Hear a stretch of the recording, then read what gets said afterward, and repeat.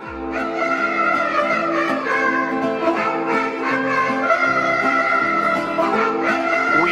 to build a wall, and it has to be built quickly.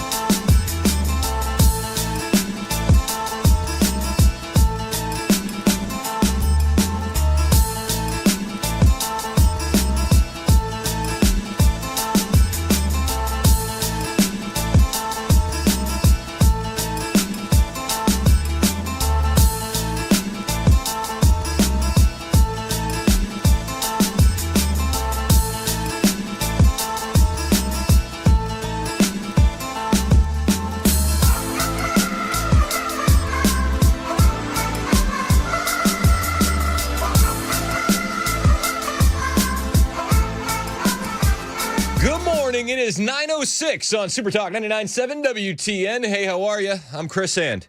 Show's brought to you by our friends at Better Water LLC. You can listen to the show anywhere. iHeartRadio, tune in the FM dial. You can watch the show in a lot of places. Mason, where can we watch the show? Do you remember where we can watch the show?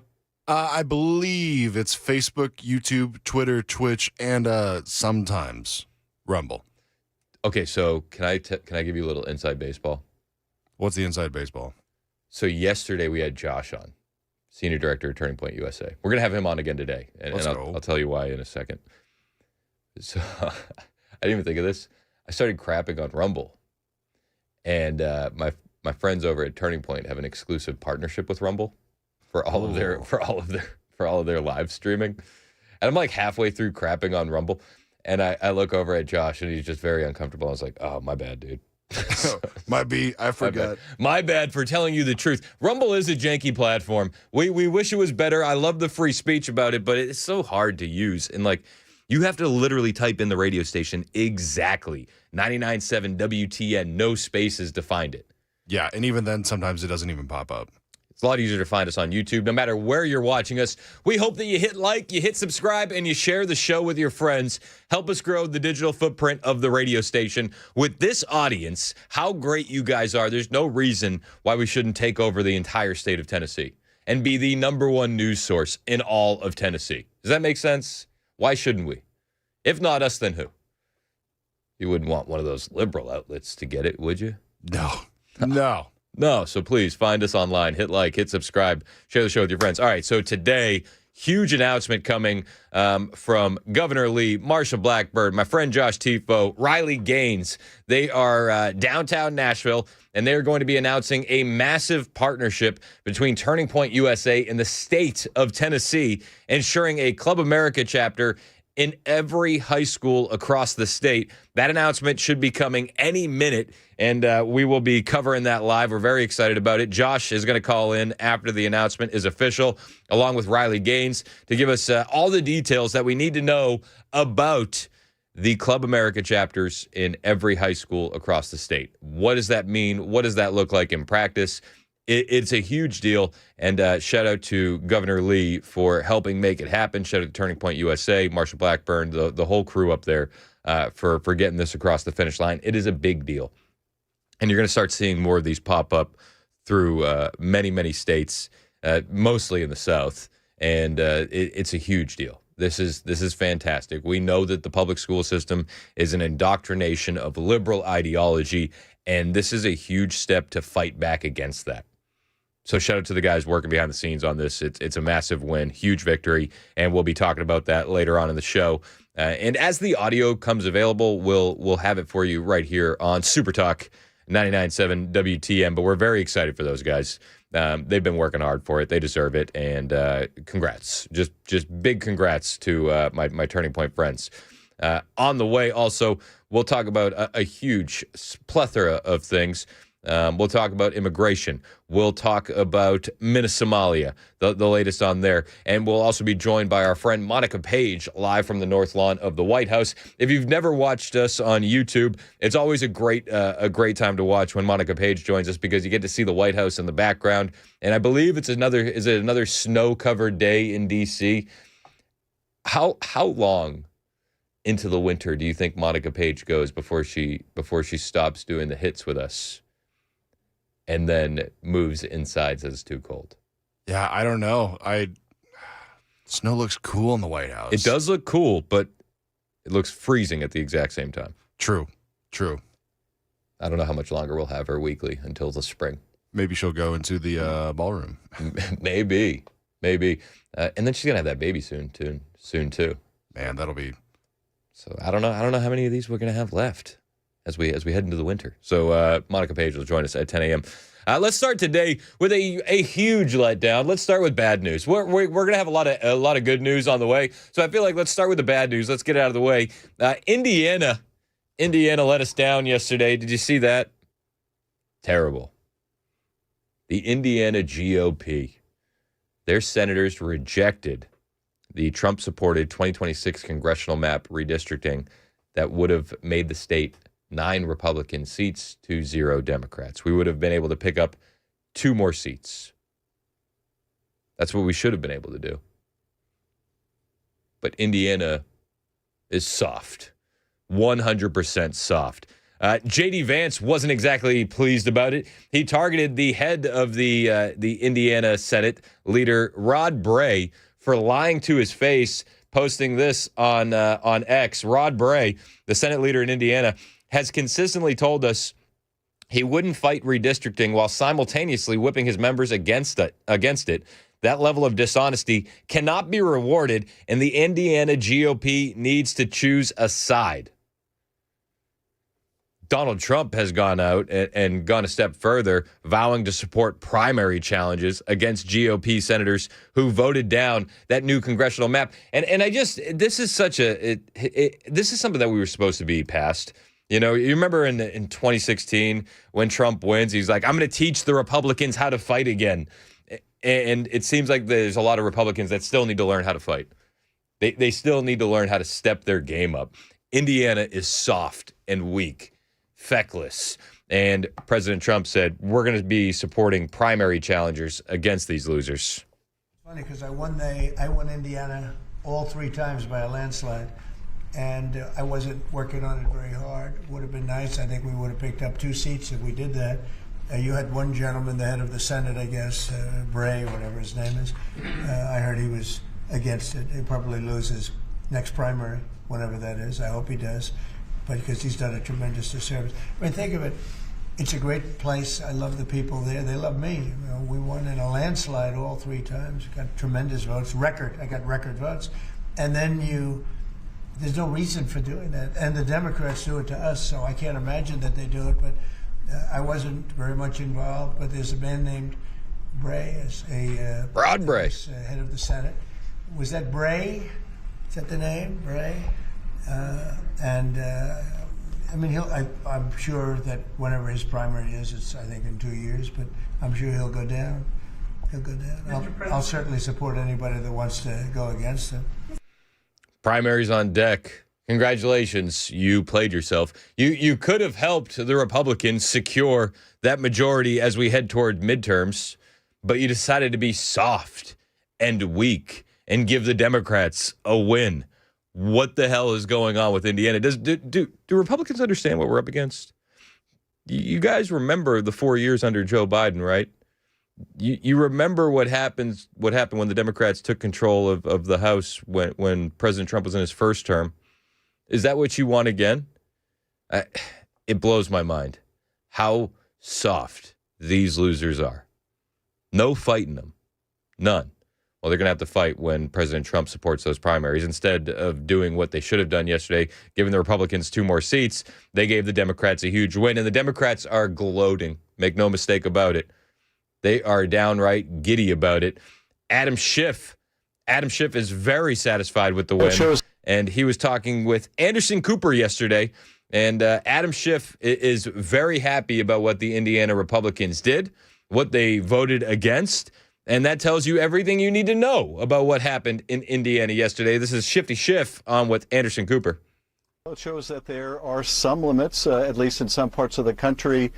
But I don't know if I would read too much into it, because there's also a heavy dose of self-preservation to the degree that they try to reconfigure these districts. They potentially put Republicans at risk, Republican incumbents. So I imagine that in addition to simply not being willing to go to this extreme to alienate their voters with this mid-decade reapportionment, there is also an effort within the legislature, within the congressional delegation on the Republican side, not to put their incumbents in jeopardy by trying to be too greedy with redistricting. I think that's hilarious. They didn't want to put their incumbents in jeopardy by being too greedy. And now their incumbents are in jeopardy because they didn't push for the redistricting map. Adam Schiff is downright giddy. Is it giddy? That's how I describe it. He's giddy. Said the redistricting plan was too extreme. They were too greedy. When Democrats like Adam Schiff are happy, what else do you need to know about the redistricting? Not much. Not much. President Trump made those comments yesterday as he signed an executive order to block the states from regulating artificial intelligence. He wants to keep America unified against top rivals like China. Maybe you've heard of them. Instead of having 50 different plans, he wanted one plan, again, because we need to make sure that we're measuring up against China. China? If we don't win the AI race, do you know who wins the AI race? China? That's right. That's right. AI scares a lot of people. But you know what's scarier than AI?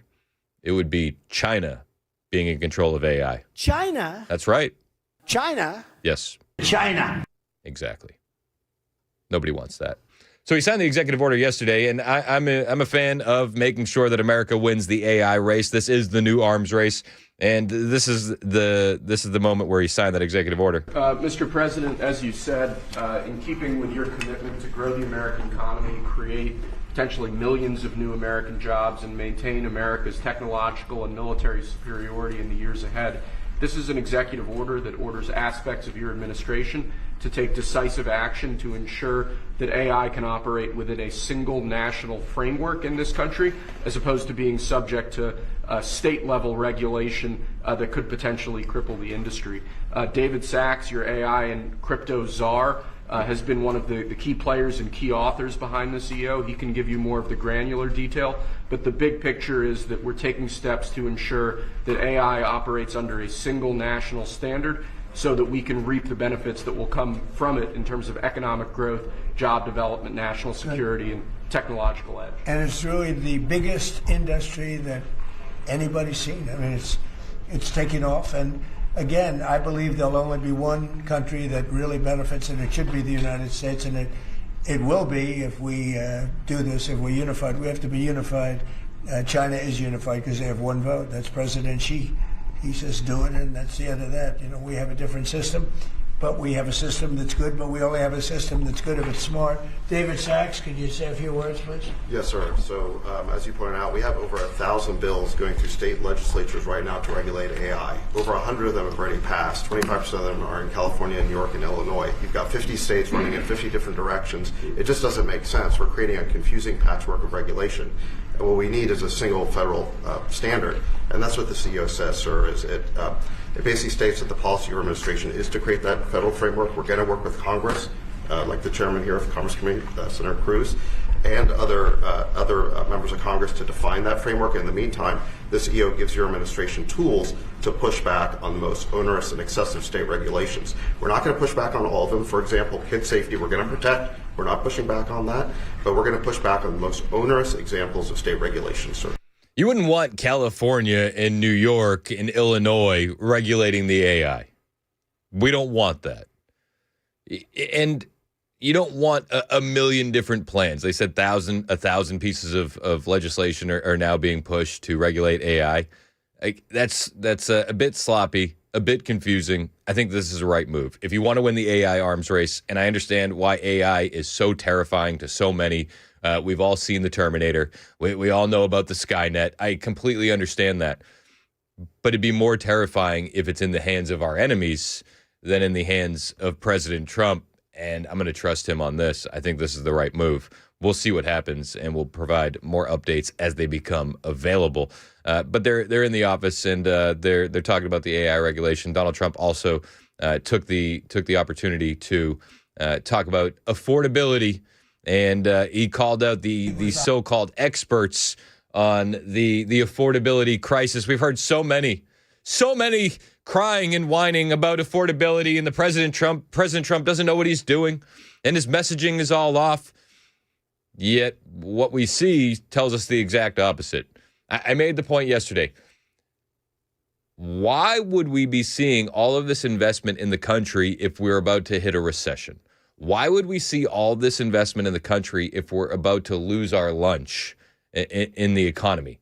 It doesn't make any sense. All of these private businesses have their own teams working on how much they should invest, when they should invest, why they should invest. Is it safe? I don't know if you know this. Many of these companies are risk averse. They're not trying to lose their money, yet they invest all of it here in America. That tells me that their due diligence tells them we're in a really good spot. And you see all these benchmarks coming in. Gas prices down again. President Trump took a victory lap on that. We all know that energy costs are going to be the first thing to ripple through the economy and bring down prices everywhere. So the president highlighted that once again yesterday in the Oval Office. It was the highest inflation we've ever had under the past administration. We had the highest prices. We have high inflation, you have high prices. Prices are coming way down. Energy is coming way down. Gasoline is hitting now $1.99 in a couple of states, and it's way down. Gasoline is way down. And when gasoline and energy comes down, everything follows. But prices are coming down. And we have an unbelievable economy. 401ks are setting a record. 401ks that's owned by a lot of people because they're based on the stock market. And the stock market for 52nd time has just hit a brand new high. So it's amazing what's happening. And I will say this, our country is respected again. I think we're respected like never before. The United States is respected again. We have a country that was a dead country 1 year ago, dead, and now it's the hottest country anywhere in the world. He's right. $18 trillion in investments in 10 months. Biden mustered up a solid trilly. He got $1 trillion in about 4 years. Things are different. The business world is taking note. They're investing in America. They wouldn't be doing that if everything was about to tank. Make no mistake about that. 9:22 on Super Talk 99.7 WTN. Real quick on Indiana, people have been chiming in. Have you seen them on the YouTube chat, on the text line? Mario with the gem of the day. Why are you shocked about Indiana? They gave us Mike Pence and Pete Buttigieg. Buttigieg. The guy that bought a baby. 9:22 Super Talk 99.7 WTN.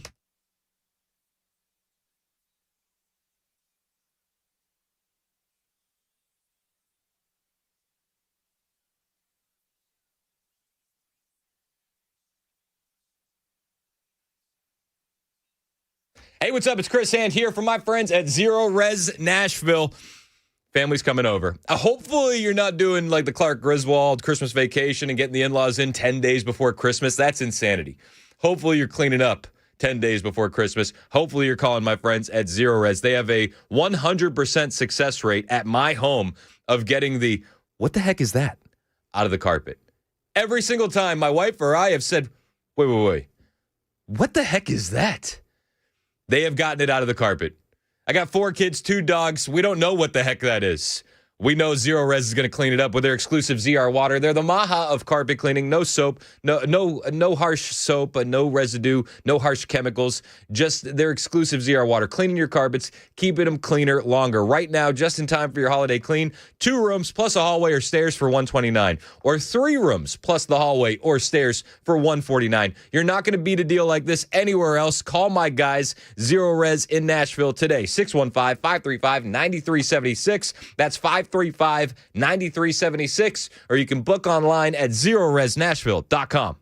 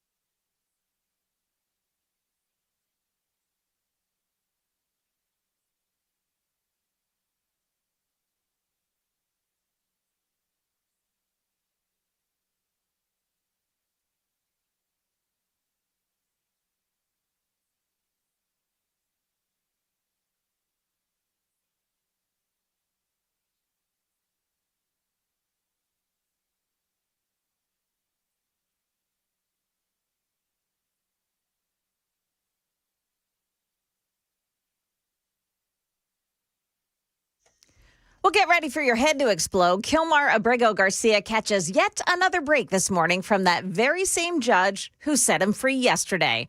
That and more coming up here at 9:30 on Super Talk 99.7 WTN. The Obama judge, right? That's the one. Yep.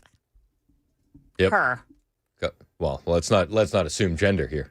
Cheap fakes. Let's not do that. I've Okay, learned my wrong of lesson. me. Yeah. You do that with the wrong party, it'll get you canceled. Yes. Big time. Joan Jones with the headlines on the way. My name is Chris Hand. Big announcement coming today with Turning Point USA in the state of Tennessee. Club America chapters in every high school across the state. That's a huge win.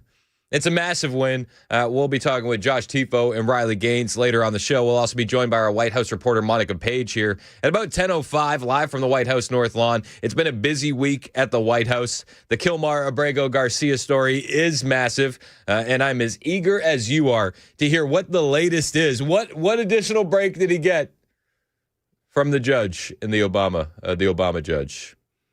We'll find out right now. The news on Super Talk 99.7 WTN.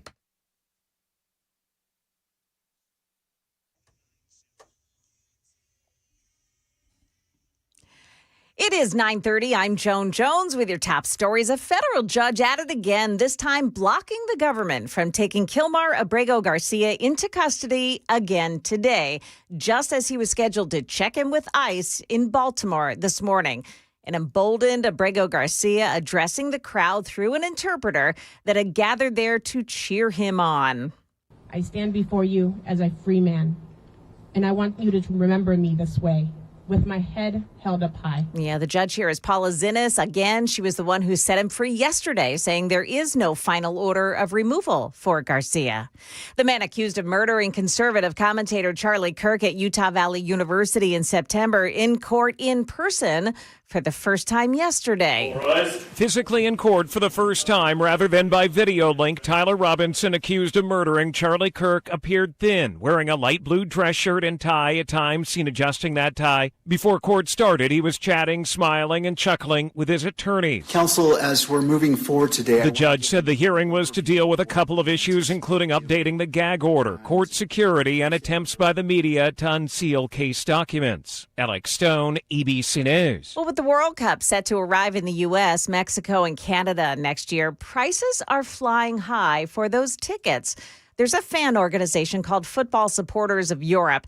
They've been adding up the cost to go to those games. If a fan wanted to watch their team go all the way to the final, tickets could top $8,000. While some tickets are being offered at fixed prices, FIFA is also using dynamic pricing, adjusting prices based on demand. FIFA says the pricing model reflects the existing market practice for major entertainment and sporting events. ABC's Hannah Battah there. That is the latest news. Stick around for your weather next. I'm Joan Jones, WTN News.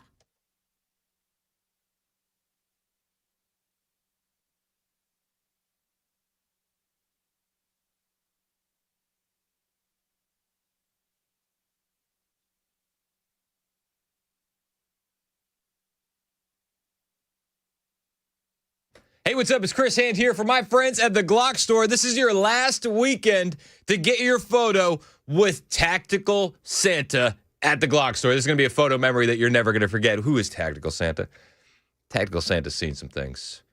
Tactical Santa, you know, he can wake up in some cold sweats screaming sometimes. You know, he's delivered presents in the roughest of places. But he's not afraid to go to the south side of Chicago or Minneapolis. No, not Tactical Santa. Tactical Santa is Santa, who's also a part-time badass. And he's going to be at the Glock store this weekend only. And you can get a picture with Tactical Santa. You and the kids, you and the dogs. They're all welcome. And there will be accessories. Oh, it's going to look so cool. You're going to have the coolest Christmas card ever. This is only at the Glock store this weekend, December 12th and 13th. Just $25 gets you a professional family portrait by the Glock store's in-house photographer. And it's the most unique holiday memory. Tactical Santa, appropriate props are encouraged and available this weekend only at the Glock store. Minutes from the airport, worth the drive from anywhere.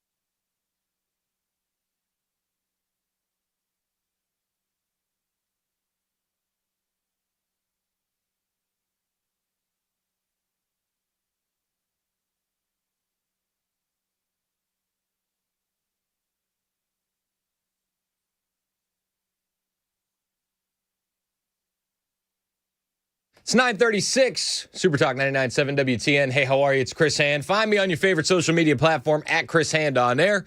Hit the follow button. I will follow back. And while you're online, find us on YouTube and Rumble. Watch the show with your friends. Hit like, hit subscribe, hit share. Help us grow the digital footprint of the radio station. It really does help a lot. Even if you don't like this show, you can hit the dislike button. It still helps us tickle the algo. That's what we're in the business of, tickling the algo now. People like it. But we're there. We're there. The YouTube's growing. We're doing pretty good. Doing pretty good. We could do better if you guys would step up and hit subscribe. My kids keep saying, Dad, I want this for Christmas. Dad, I want that for Christmas. I'm like, not unless we get those likes up. With the power of subscribers, we can get likes up. Yep. They said, but Dad, Santa brings the gifts. I said, kids, I can't afford stamps for these envelopes if we don't get the likes up. And they went, damn. They didn't actually say damn. Sorry. But if you don't want the kids to go with a miserable Christmas, got to hit like. Hit a like. Got to hit subscribe. It's better if we hit triple digits, too. I'm just saying. Do it for the kids. Do it for the kids. Do it for the kids in their teeny tiny little hands. The teeny tiny little hands. 615-737-9986. We've been joking about Christmas gifts with the kids. And my daughter is going to get a Cricut. Have you heard of the Cricut? It's like you can make T-shirts and you can make all this stuff. And I said to her, if you're serious, like I'll help. I'll teach you how to do this. We'll help you start a business. And I'll buy ads on the radio station for you for your T-shirts. And then do you know what the suggestion we got yesterday was? What was it? The first shirt that should be made should say, people don't think it be like it is, but it do.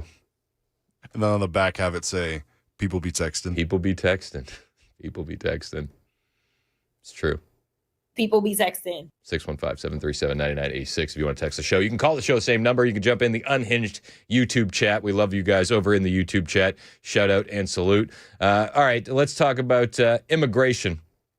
Let's talk about the Trump card. We haven't had a chance to talk about the Trump card. This got announced earlier this week. For starters, let's start here.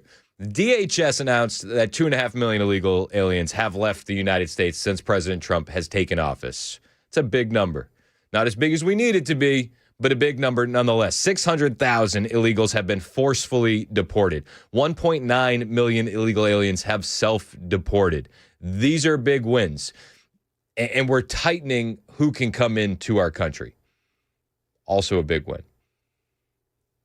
But Trump cards have officially gone live. The Trump card for immigrants is available now. Commerce Secretary Howard Lutnick was talking about this earlier in the week, along with President Trump. And you're going to be able to pay a bit of a hefty price, and then you'll be able to get into the country. It's $1 million, and for a corporation, it's $2 million. And as the president said, for a corporation, they spend $2 million. They can then have an employee, full vetting, the best vetting the government has ever done, $15,000 vetting to make sure these people absolutely qualify to be in America, absolutely qualify. And then the company can keep them here, and they have a path to citizenship, right? Obviously, they have to be perfect people in America, and having passed the vetting, after 5 years, they'll be available to become citizens, and then the corporation can put someone else on the card. So for a company, they can keep putting people on the card, one person per card, and for an individual, it's $1 million, and it's a gift to the United States of America to help America be great again under Donald Trump. Now listen, I'm of the opinion that we have enough immigrants, and that may be controversial, but I'm tired of the Republicans always, they always have like a disclaimer whenever they talk about immigration. They're like, I'm only talking about the illegals. And I'm of the opinion that we have taken so many people into this country that we need to just stop. We need to hold for at the very least a year. Realistically, I think that we could hold for 5 years.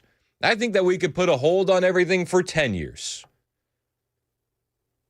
It's time. We need to hit the pause button.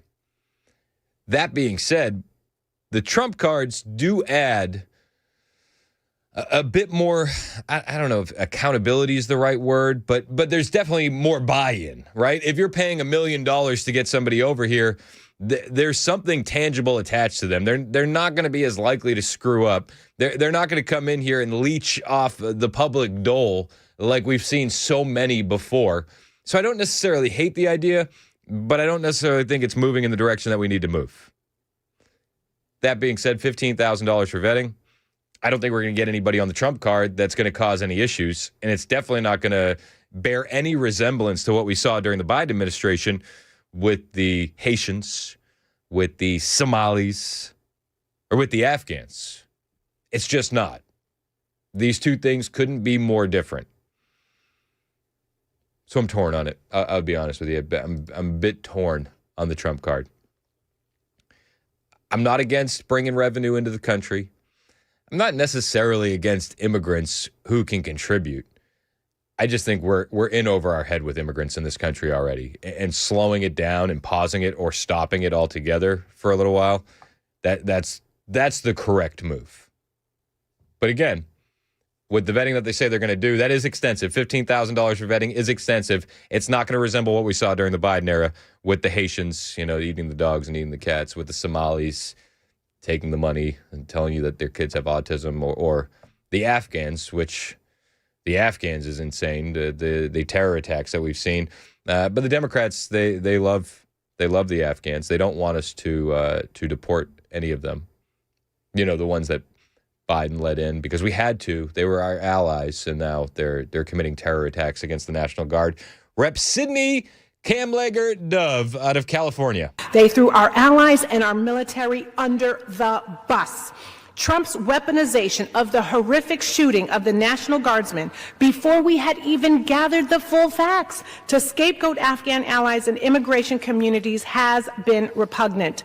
The administration swiftly suspended asylum decisions, halted the issuance of special immigration visas, and prioritized Afghans for deportations.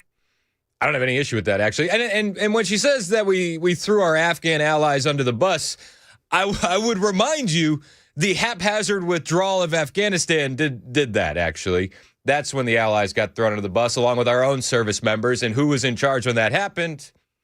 Yes, we all know who was in charge when that happened. And then they bring over the 100,000-plus Afghan allies who, you hear Afghan ally, and I feel like we're conditioned via the movies to picture, a guy that's kind of like a little bit of a dork. He's got glasses. He's an interpreter. But what they really mean when they say Afghan allies is mercenaries. Just soldiers for hire. That's who we brought in. Some of them are probably great. Some of them are probably just stone cold killers. And we brought them here with no vetting at all. None. And we saw that on full display when Sarah Beckstrom was murdered by that Afghan ally as he screamed, Allahu Akbar. Now, the Democrats are mad that we want to revet these individuals. The Democrats are mad that we want to deport these individuals.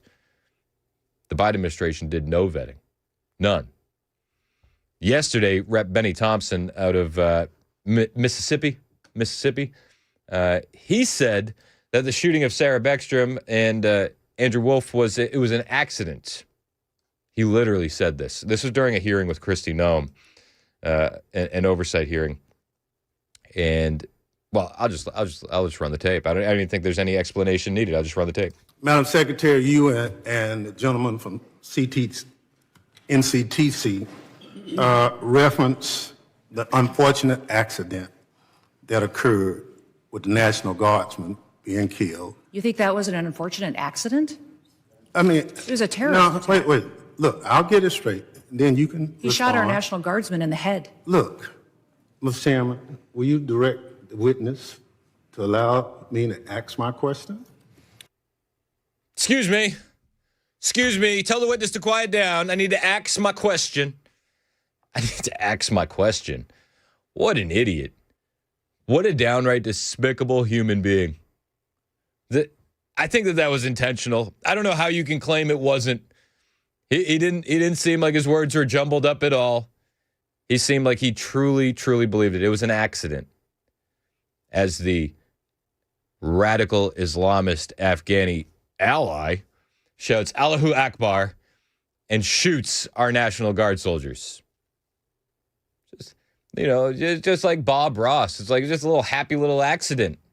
Just just turn that happy little accident into a tree. You sure about that? That's what he wants me to think. That's what he wants me to think. Happy little accident. Please don't vet the Afghans. They're our allies. Please, sir. They need to stay here. We owe it to them. We owe them. These mercenaries.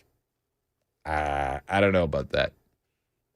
I don't know about that. You sure about that? I'm not.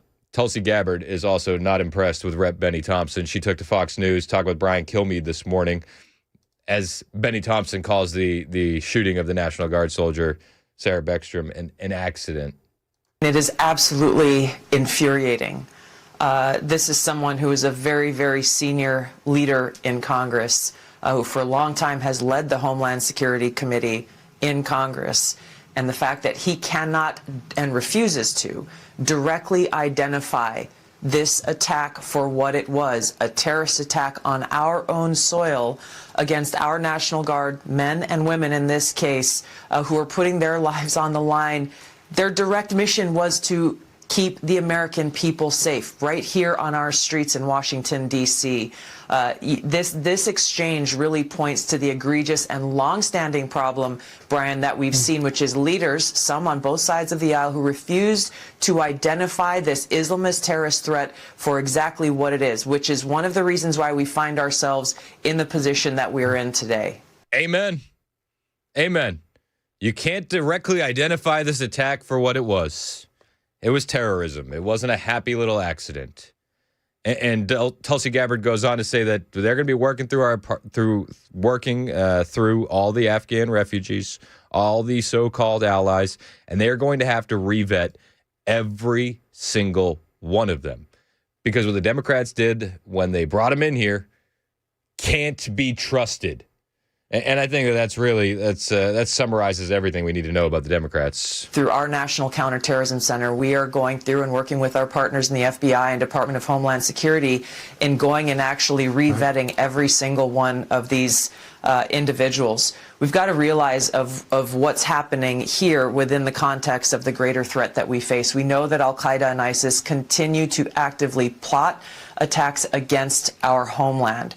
And so when you look at the spread of the radical Islamist ideology and the propagation of it, you look at active plots, and they're looking for people who can carry out those plots. This is why we are so intently focused on this threat that remains the greatest near and long-term threat, not only to the safety and security of the American people, but to the foundational freedoms that exist within our Constitution and Western civilization. So it's nice to have adults back in the room, isn't it? The Biden administration said that nonstop. So the adults are back in charge. And really what we got out of that was botched withdrawals and topless trannies on the White House lawn. They weren't the adults that they claimed to be. Yet here we are now. If you're not watching on YouTube, you don't get the benefit of the video on the screen. But let me just break it down for you. There's a chyron on that video with Tulsi Gabbard. Trump official, 18,000 known or suspected terrorists entered the U.S. under the Biden administration. 18,000 known or suspected terrorists entered the U.S. under the Biden administration. It's crazy. And the Afghan refugees, our allies, they got preferential treatment from the Biden administration. HUD Secretary Scott Turner just blew the whistle on them the other day, talking about how they were just had the red carpet completely rolled out for them. No credit checks, no occupancy limits, no enforcement of fair housing laws. They were able to go wherever they wanted and do anything they wanted. Also recently rolled back more Biden-era guidance that you said was favoring Afghan refugees. Tell me about this. How are immigrants impacting the housing market from Afghanistan? Yes, ma'am. And, I'm glad you brought that up. And Maria, I know I'm not supposed to do this on TV, but I want to read this so the American people, Democrat, Republican, liberal, conservative, understand what's going on during the Biden administration.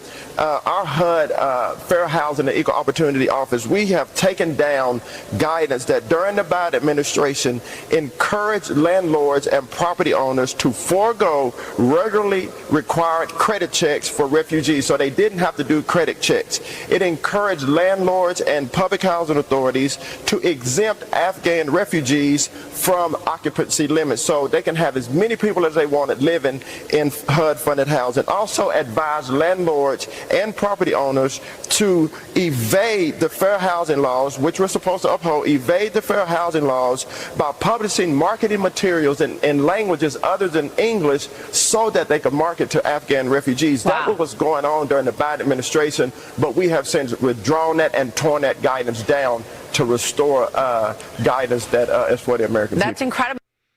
We need to re-examine everything the Biden administration did when it came to these refugees. 3,000%. Like there needs to be no breaks on re-examining, re-vetting, rolling back Biden-era policies. It's a little bit frustrating that it's taken this long for this news to break. This should have been some day one stuff. But with the amount of mess that has had to be cleaned up by the Biden administration, I'm not shocked it's taken this long. There were more moments between Kristi Noem and Democrats yesterday during the House Oversight Committee that we'll play for you on the way. Plus, we have Monica Page joining us at 10:05 to talk about what's happening at the White House this week. And it's official. Turning Point USA is live in Tennessee today. Another state, Tennessee this time, partnering with Club America to launch chapters in every single school. We'll bring you all the highlights and breakdown of that as well. Josh Tifo will be joining the show. Riley Gaines will be joining the show. We got a lot to get to. A little bit of time. 9:53. It's Super Talk 99.7 WTN.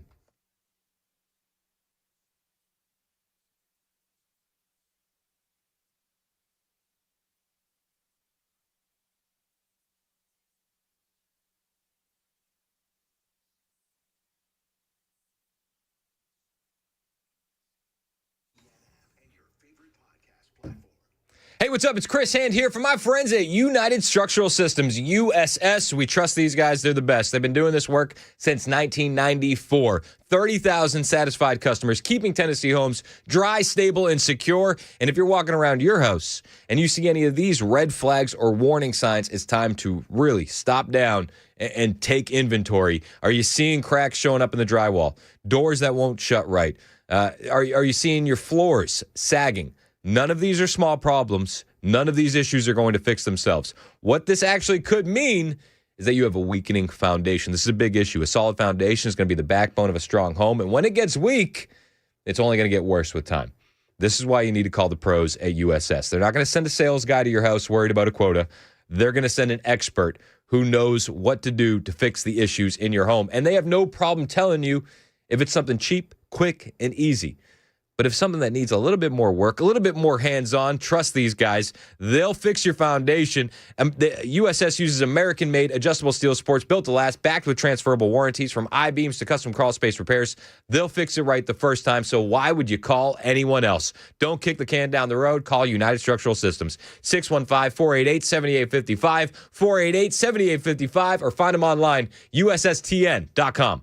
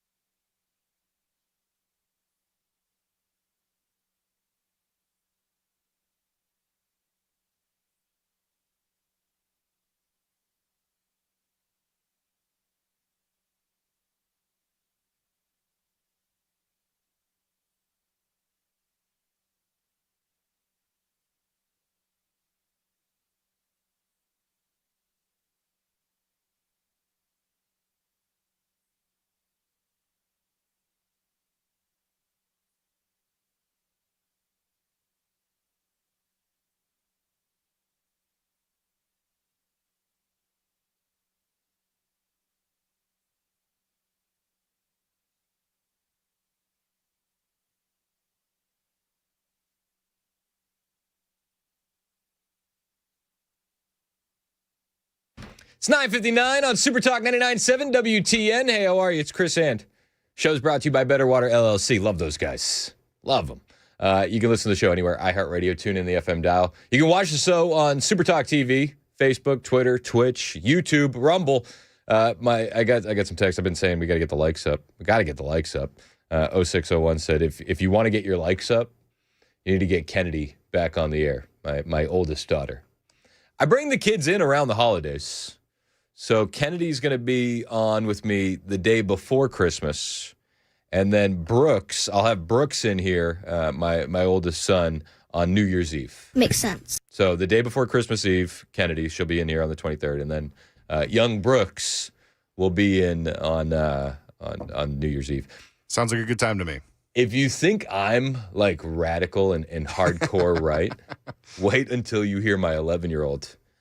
And if you think she's hardcore, wait until you hear my 8-year-old. Let's just say Chris has been fueling the fire. I've been a little bit of kindling. There's been a little bit of passion. A little, you know. What did they say to me the other day? Oh, I told Dan this. My 6-year-old, he's like low key becoming the funniest one in the family. Oh yeah.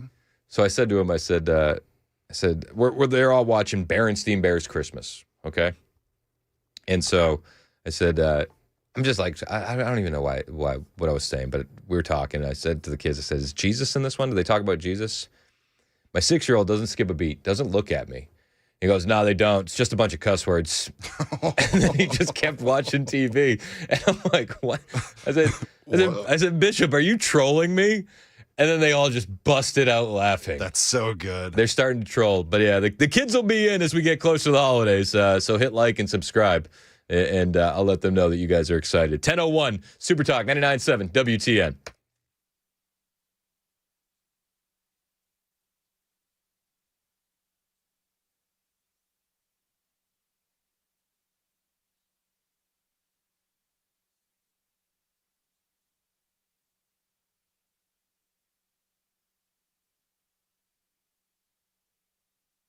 With your top stories, an oil tanker called the Skipper is making its way across the Caribbean and headed toward the U.S. now. American commandos boarded and seized that 1,000-foot ship on Wednesday. The White House claims the Skipper has been falsely flying the flag of Guyana and was hauling Venezuelan crude oil in violation of U.S. sanctions when the commandos rappelled onto the deck from a helicopter and took control. ABC News has learned that the tanker is being brought to a port on the Gulf Coast of Texas. ABC's Jim Ryan. The Trump administration also has just sanctioned 6 more tankers, saying they're all carrying sanctioned Venezuelan oil. The legal saga of Kilmar Abrego Garcia continues, with a federal judge acting this morning to prevent ICE from taking him back into custody a day after she ordered his release. The Trump administration accuses Abrego Garcia of being a gang member, which he denies, and charged him with being part of a human trafficking ring. Supporters cheered on the newly released Kilmar Abrego Garcia as he walked into an ICE office in Baltimore for a check-in. About an hour later, he walked out. Overnight, an immigration judge who works for the administration moved to correct what he described in papers as an error, a move to firm up the legal basis for Abrego Garcia's deportation. But in response this morning, Maryland-based federal judge Paula Sinise issued a temporary restraining order to prevent him from being taken back into custody. That's ABC's Stephen Portnoy. The Food and Drug Administration reportedly adding a black box warning to COVID-19 vaccines. That warning would appear at the top of prescribing information. Now, this is the agency's most serious warning. It's designed to warn about risks, including death or life-threatening or disabling reactions that should be weighed against any benefit. Well, right now, it's not clear if that warning would be applied to only mRNA vaccines or to all COVID-19 vaccines. Well, this weekend will bring a special moment at the grave sites of America's fallen heroes.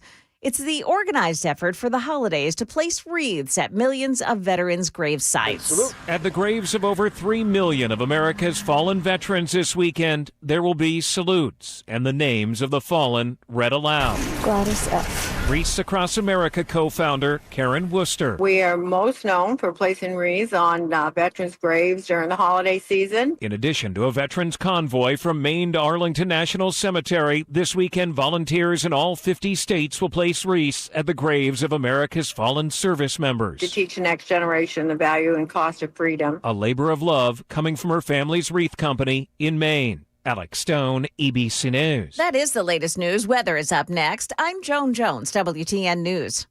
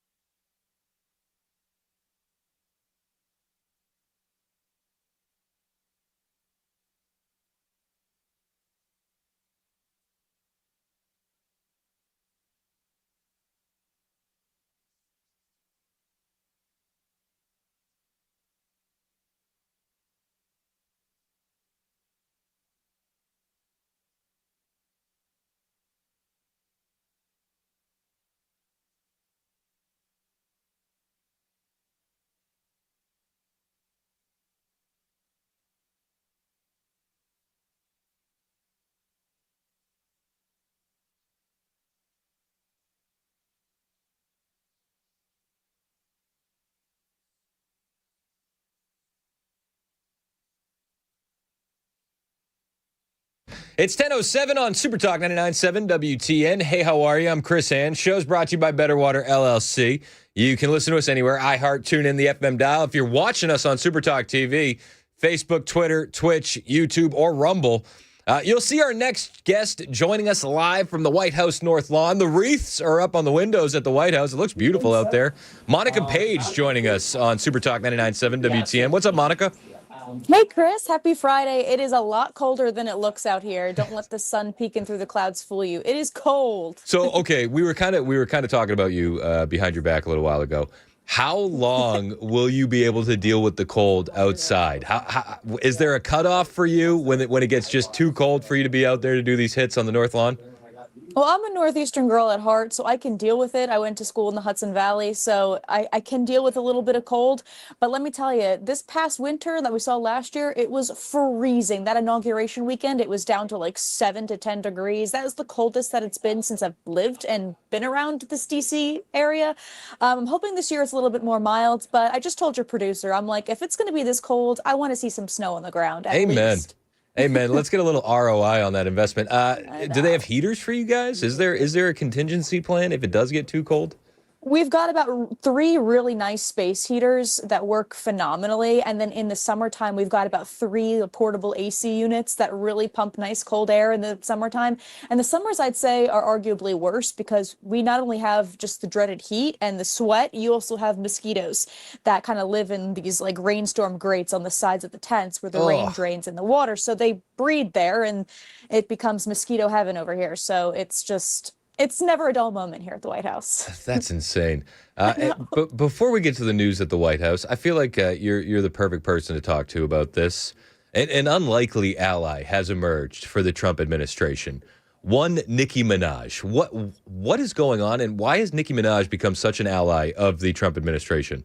That is so funny that you say I'm the perfect person because I have been a fan of hers for over a decade. And now that she's been coming out of the woodwork supporting the president in this administration, I'm like, I thought I couldn't love her anymore. And now I do. I will tell you this. She has been a victim of swatting multiple times in her LA home and in the LA area in California. And she called on California Governor Gavin Newsom to do something about it multiple times publicly. And he didn't do a thing about it. So she's like, you know what? If I'm not going to get help from my own leadership here in California, I'm going to go to the highest power, and that's the Trump administration, because I know he'll do something about it. And it's a number of things. It's not just her getting swatted and putting herself and her child, her family at risk, but it's also because this president is acknowledging the Christian massacre in Nigeria, also acknowledging that men shouldn't be in women's sports, common sense, stop transing kids. And that's something that Gavin Newsom has been really outspoken about. He loves, I guess, running on the idea of trans ideology for kids, for minors.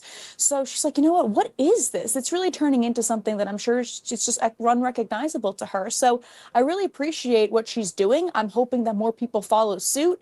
And from what I've seen, her fan base is pretty split on it, I guess. I don't know. But from what I've seen, it's all been really, really positive. Yeah, Gavin Newsom is back to being pro-transing kids. I think we both remember it was the podcast with Charlie, the original first episode of the Gavcast is what I call it, where he said to Charlie that it's not fair to have trans kids, boys playing against girls.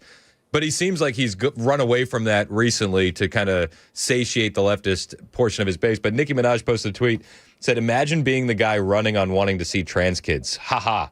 Not even a trans adult would run on that. Normal adults wake up and think that they want to see healthy, safe, happy kids. Not Gav.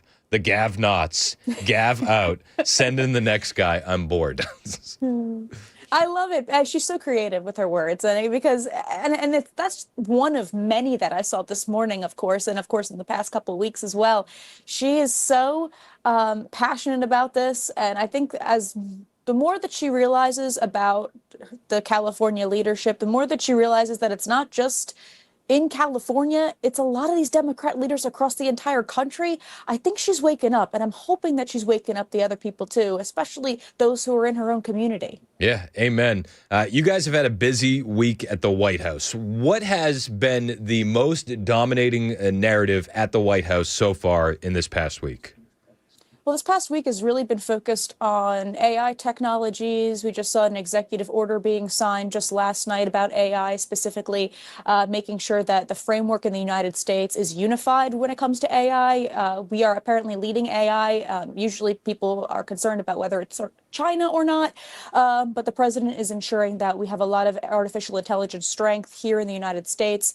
But something that I think really dominated this week was actually in the beginning when the president hosted a roundtable with members of his administration and also farmers, where he announced that a portion of the massive amounts of tariffs that we're bringing in is actually going to go towards our farmers, $12 billion to help make sure that farmers will be passing on their legacy to their children so they can have the resources available to grow their crops, ensure that we have the best homemade food and necessities available here in the United States. So I think that that's really an important message to be sending, because the last administration, I feel like a lot of farmers felt like their hands were tied with these regulations from the Green New scam that Joe Biden pushed.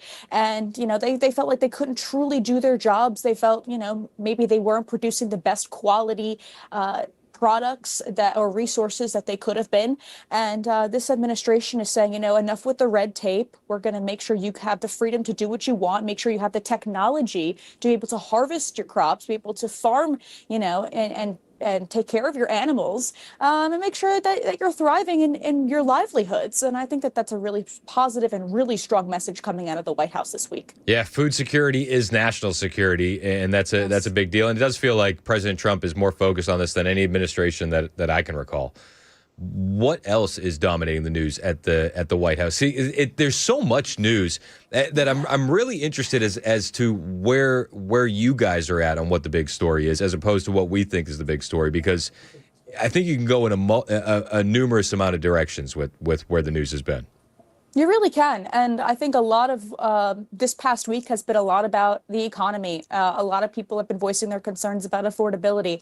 And I think in the coming weeks into next year, into 2026, you're also going to see the president hosting more rally style type events like we just saw in Pennsylvania. The president traveled to Pennsylvania to talk about affordability, to talk about the economy, and shared a very positive message with Pennsylvanians saying that since his inauguration, he's created about 60,000 new jobs for Pennsylvanians. That includes 4,000 manufacturing jobs, got 40,000 Pennsylvanians off of food stamps, and it's securing about somewhere between 90 to $100 billion of new investments into the Keystone State. So we're going to be seeing a lot more investments into the economy, a lot more job touting, a lot more touting of affordability, of course. But that really is his main focus, and I feel like this administration is trying to explain to the American people that you're not going to see these results overnight, unfortunately. There's a lot that needed to be undone from the last administration. So if you're not seeing, the price of your groceries go down in a week, don't be alarmed. It's going to take some time. But this administration has been very adamant on trusting the process, and we will get there. I mean, we're already seeing gas prices go down, and once those gas prices start going down, then everything usually follows suit.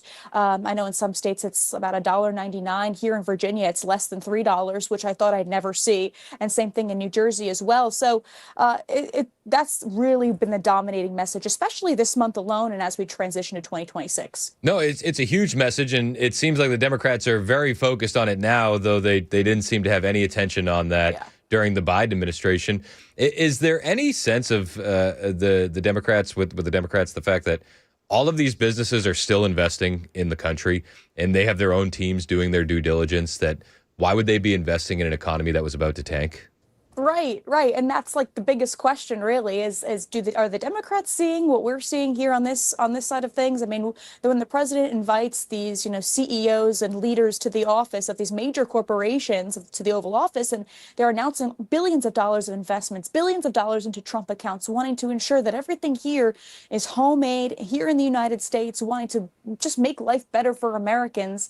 And how could you be opposed to that? I'm sorry, but if you're on the Hill and you're a Democrat lawmaker, I don't understand how you could possibly be opposed to any of this. Yep. And what's funny is that they won't say it. They'll say how something is, unlawful or goes against this code or that code. And it's like, can we just take a look at the bigger picture here? Like, we are trying to make America prosperous for all Americans, Yep. Including Democrats. Yeah. So, and it seems like we're gonna have to drag them kicking and screaming into that prosperity. I saw a picture online I was really excited about. You got to sit down with Harmeet Dillon. You talked about the Second Amendment, Antifa, civil rights. What was that conversation like? that was, let me tell you, she is one tough woman. It was really, really cool to sit down with her. We talked about everything regarding Antifa, especially involving the investigations, because I know a lot of the work that Frontlines at Turning Point USA does has to do with Antifa, regarding the unlawful treatment of independent journalists, how somehow they're being punished by local police, and these violent Antifa rioters get off scot-free. What is that about? So I asked her about it, and she basically told me that there is a full investigation into not only some of these like underground meetings and, you know, these codes or systems underground, but there's also going to be an investigation regarding local police, campus police. When you take a look at what happened at UC Berkeley's campus as well, there's going to be a thorough investigation into that, and just the tiers and kind of like the levels of power that these local police officers and campus police have to go through. Where are they taking these orders from? It's got to come from above. So she's going to kind of investigate this chain of command and see what's going wrong. Where can we fill these gaps? Because it's at the end of the day, you know, you're putting our journalists' lives at risk who are doing the job that the mainstream media simply won't do. Yeah, I mean, and you guys are out at the forefront of that at Frontlines and Turning Point USA. The coverage on Antifa, it's unbelievable and brave, for lack of a better word, with what your reporters are doing. Do you feel like we're going to see Antifa dismantled in 2026? Is that the vibe you're getting from your conversation with Harmeet? While I really want to feel that way, I truly don't think that there's anything that can be done, because you are really walking a fine line of the First Amendment and freedom of speech. But of course, it gets violent. And of course, I think it's right to punish those who get violent. But unfortunately, this is such a disconnected group. It's loosely comprised of random networks and random members. That there is no true leader of Antifa, unfortunately. It's a bunch of different groups that come together and try to instill fear, which is why they're a domestic terror organization. But that's the thing with Antifa, is that there's no real root to it, unfortunately. And that's why it can get a little tricky. But I think that when we start to take a look at some of the members and some of the people, what they're posting on social media, maybe trying to get something underground, somebody undercover to really take a look at what's happening, I think that could be a really good start.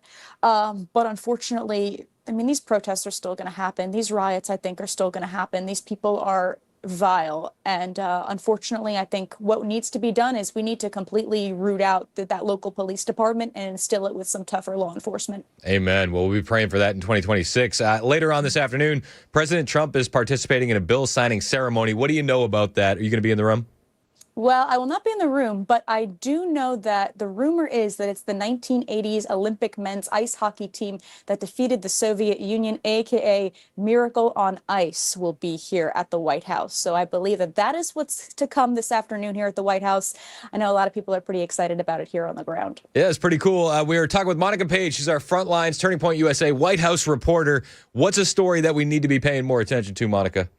Well, just this past week, we heard the Transportation Secretary, Sean Duffy, saying that he found that about 53% of these CDL license holders in New York State were non-domiciled. They were issued illegally. So if New York does not comply with the order that this administration is giving them to, turn over these licenses or comply with the investigation, then they can be issued to not get tens of billions of dollars in funding anymore. So it'll be interesting to see, because we've seen in California those CDL licenses being given out unlawfully, and now we're seeing it in New York too. 53% of them actually given out unlawfully. So this administration's cracking down on it. Yeah, we actually had an accident here in Nashville just yesterday. They shut down the highway, major highway, for hours, and it was a tour bus that had gotten into a crash. 2 people died. And we're learning now that the license was issued to an illegal alien out of New York. Wow. It's insane. See, that is a perfect timing, unfortunately, of what this administration is doing. But I'm glad that this brought to the attention. We got to do something about it, because it's scary. You're driving on the roads. You don't know who's navigating this massive truck right next to you. Is it just me, or are you nervous now when you see an 18-wheeler behind you? Yes, all the time. Next to me, in front of me, behind me. Yep. It's terrifying. It's crazy. Well, I shouldn't have to live in fear in my own country. Amen. We'll have updates on that story that I was just telling you about with the crash in Tennessee here in a mere moments. But Monica, before we leave you, how can we keep up with you and your reporting?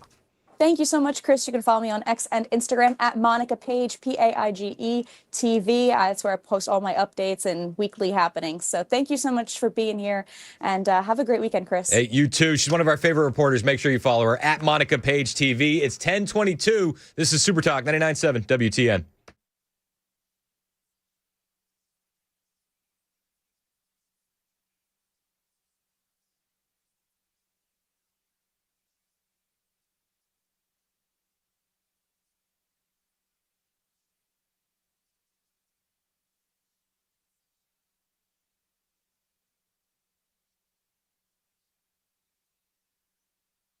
Hey, what's up? It's Chris Hand here for my friends at Busy Bee Plumbing, Heating, and Cooling. This month, Busy Bee's doing what they always do, stepping up for the community. This time, they're doing it for the kids on Christmas. They're running a toy drive out of headquarters in Lebanon.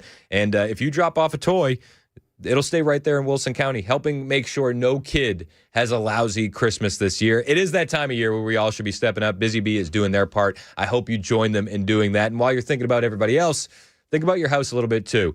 Take care of your own home. If you upgrade your water heater in December, Busy Bee is going to give you a free 10-year parts warranty. Some exclusions apply, but this is a real deal that's actually going to save you a good chunk of money long term. They're also giving away free Beehive Club memberships. Your kids want to make Christmas cookies. While you're doing that, make one of Buzz the Bee. Snap a picture, tag Busy Bee on social media. It's that easy. You make cookies and you get a gift. If your air ducts need attention before your family gets in for the holidays, book a cleaning. Buy the mid-tier package. They'll upgrade you to the deluxe level for free. All this and more from Busy Bee Plumbing, Heating, and Cooling. 615-775-7833. 615-775-7833. BusyBeeHVAC.com.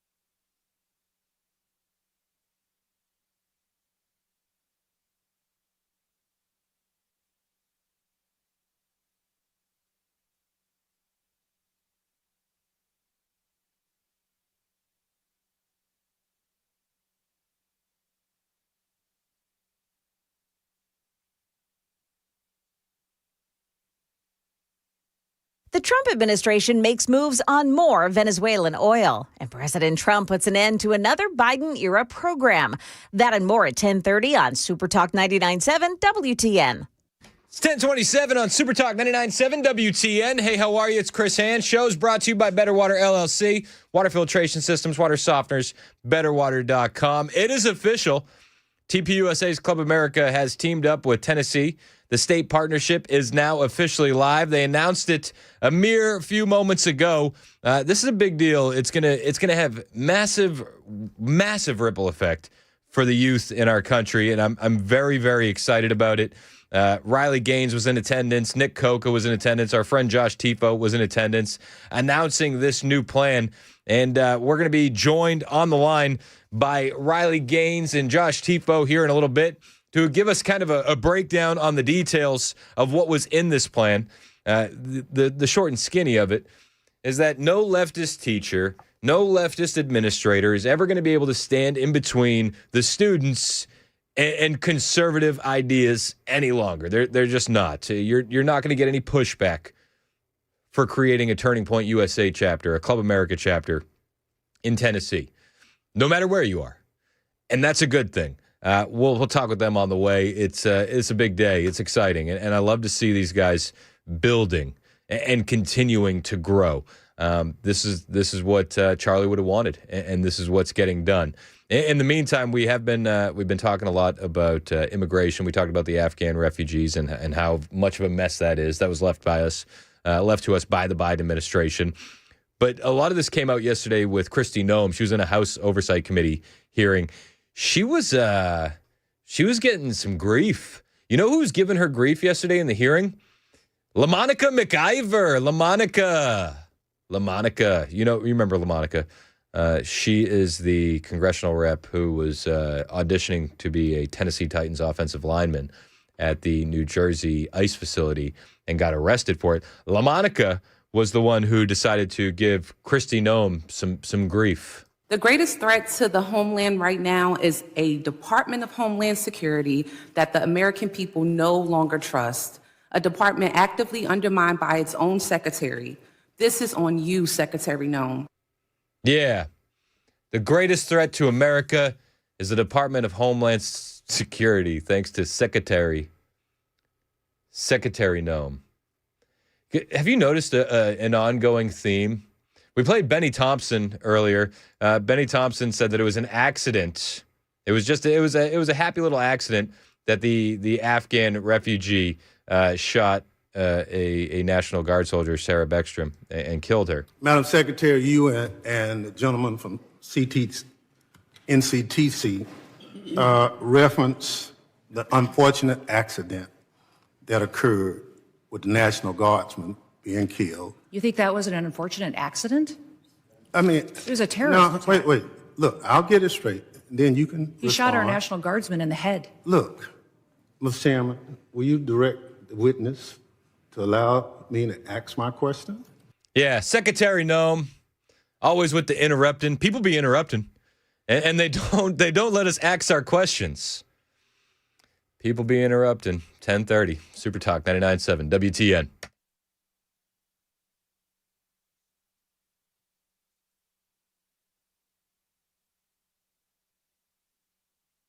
I'm Joan Jones with your top stories. Looks like the Trump administration is about to take control of more Venezuelan oil tankers. The administration now sanctioning 6 additional tankers they say are carrying Venezuelan oil, in addition to sanctioning 3 nephews of Venezuela's president, Nicolas Maduro. Overnight, Maduro firing back, calling the seizure of the tanker kidnapping and robbery, comparing it to something out of Pirates of the Caribbean. That is ABC's Martha Raddatz reporting. An update to a Wednesday night crash on I-840 in Rutherford County. Channel 4's Tracy Cornett. Police say 63-year-old Denise Bradley was hit and killed while standing near the scene of a 2-vehicle crash. This was in the westbound lanes near Shacklet Road. Police say Bradley, who was involved in the original crash, was hit by another driver who smashed into them. That crash closed the roadway for hours. THP said the charges are pending in this case. The The U.S. Navy submitting its recommendations on potential punishments for Democrat Senator Mark Kelly over his part in the so-called Sedition 6 video that encouraged U.S. troops to disobey orders. CNN reporting the Pentagon's Office of General Counsel is now reviewing those recommendations. And President Trump has scrapped the Biden administration's plans for the U.S. Mint to circulate civil rights-themed quarters for the nation's 250th birthday. Instead, the quarters will feature pilgrims and former presidents. And there's a plan for a $1 coin, too. It would feature President Trump on both sides. The back would be his fight, fight, fight image after the assassination attempt earlier this year. That's the latest news. Weather is next. I'm Joan Jones, WTN News.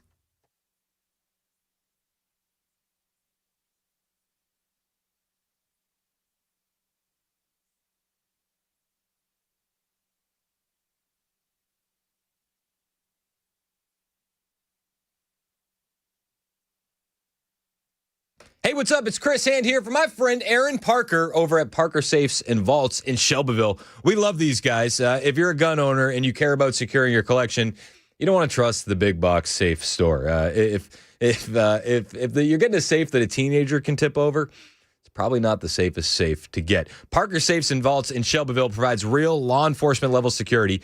Aaron Parker, he knows security. He's a veteran Air Force security officer, former park ranger, and now he runs a Christian-based family business that has been serving Tennessee since 2009. They even run a YouTube channel where they review all of the safes. It's a good watch. They do a good job. Parker Safes and Vaults on YouTube.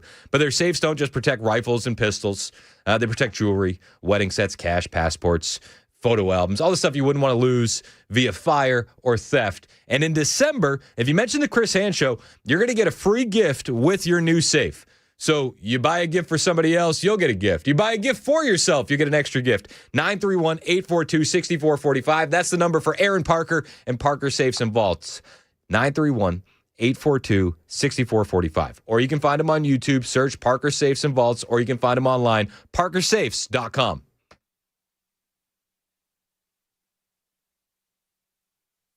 Remember last week with the Tylenol stuff? Yeah. Okay. And then Britain, they came out and they said, don't listen to anything Trump says. You remember that? Don't listen. Don't listen to the orange man. Tylenol's totally safe. And then we were like, well, should we listen to Tylenol? Because they said don't take it while pregnant. Yeah, they said that a while ago, didn't they? Yeah. Well, I've come to a new conclusion. We don't need to listen to anything the British government says, which leads me to this headline. First cousin marriage has benefits, says NHS guidance, despite birth defect risk. First cousin marriage is linked to stronger extended family support systems and economic advantages. It's a strong family. Now, it's important to point out the real reason that they're doing this is because they've been culturally invaded by Muslims. I know. Listen, it's uncomfortable. People don't want to talk about it, but we'll talk about it. Diversity is our strength. Yikes.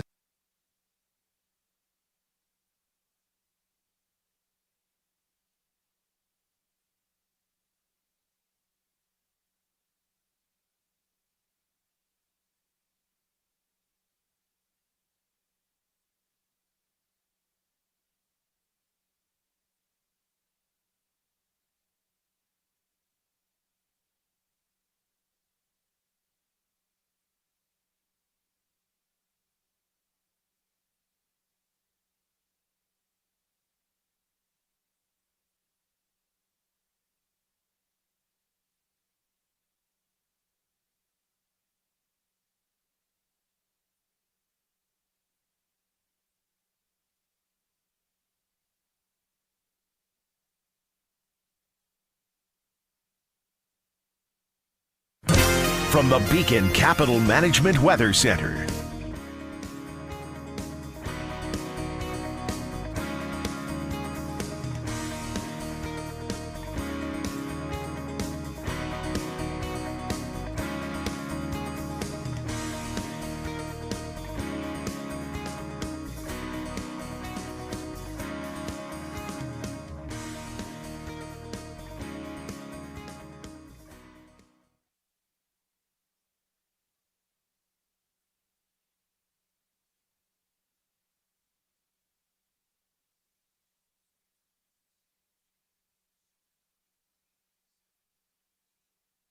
It's 10:36 on Super Talk 99.7 WTN. Hey, how are you? It's Chris Hand. Show's brought to you by our friends at Better Water LLC. You can watch the show, YouTube and Rumble. Just search for 99.7 WTN. Joining us now on the Chris Hand Show hotline is one Riley Gaines, who was just downtown with a huge announcement between the state of Tennessee and Turning Point USA. Riley, welcome to the show. Well, goodness gracious, Chris, thank you. I am always it's a pleasure to be on with you. Man, it's an exciting day for you guys. Break down what has transpired in the last hour or so. So this is fantastic. What we saw from Governor Lee and the state of Tennessee is a partnership with Turning Point USA. What this partnership will do is put in Club America chapters, which is essentially equivalent to a Turning Point USA chapter that you see on college campuses. We have labeled it as Club America for high school chapters. This will put those in high schools across the state.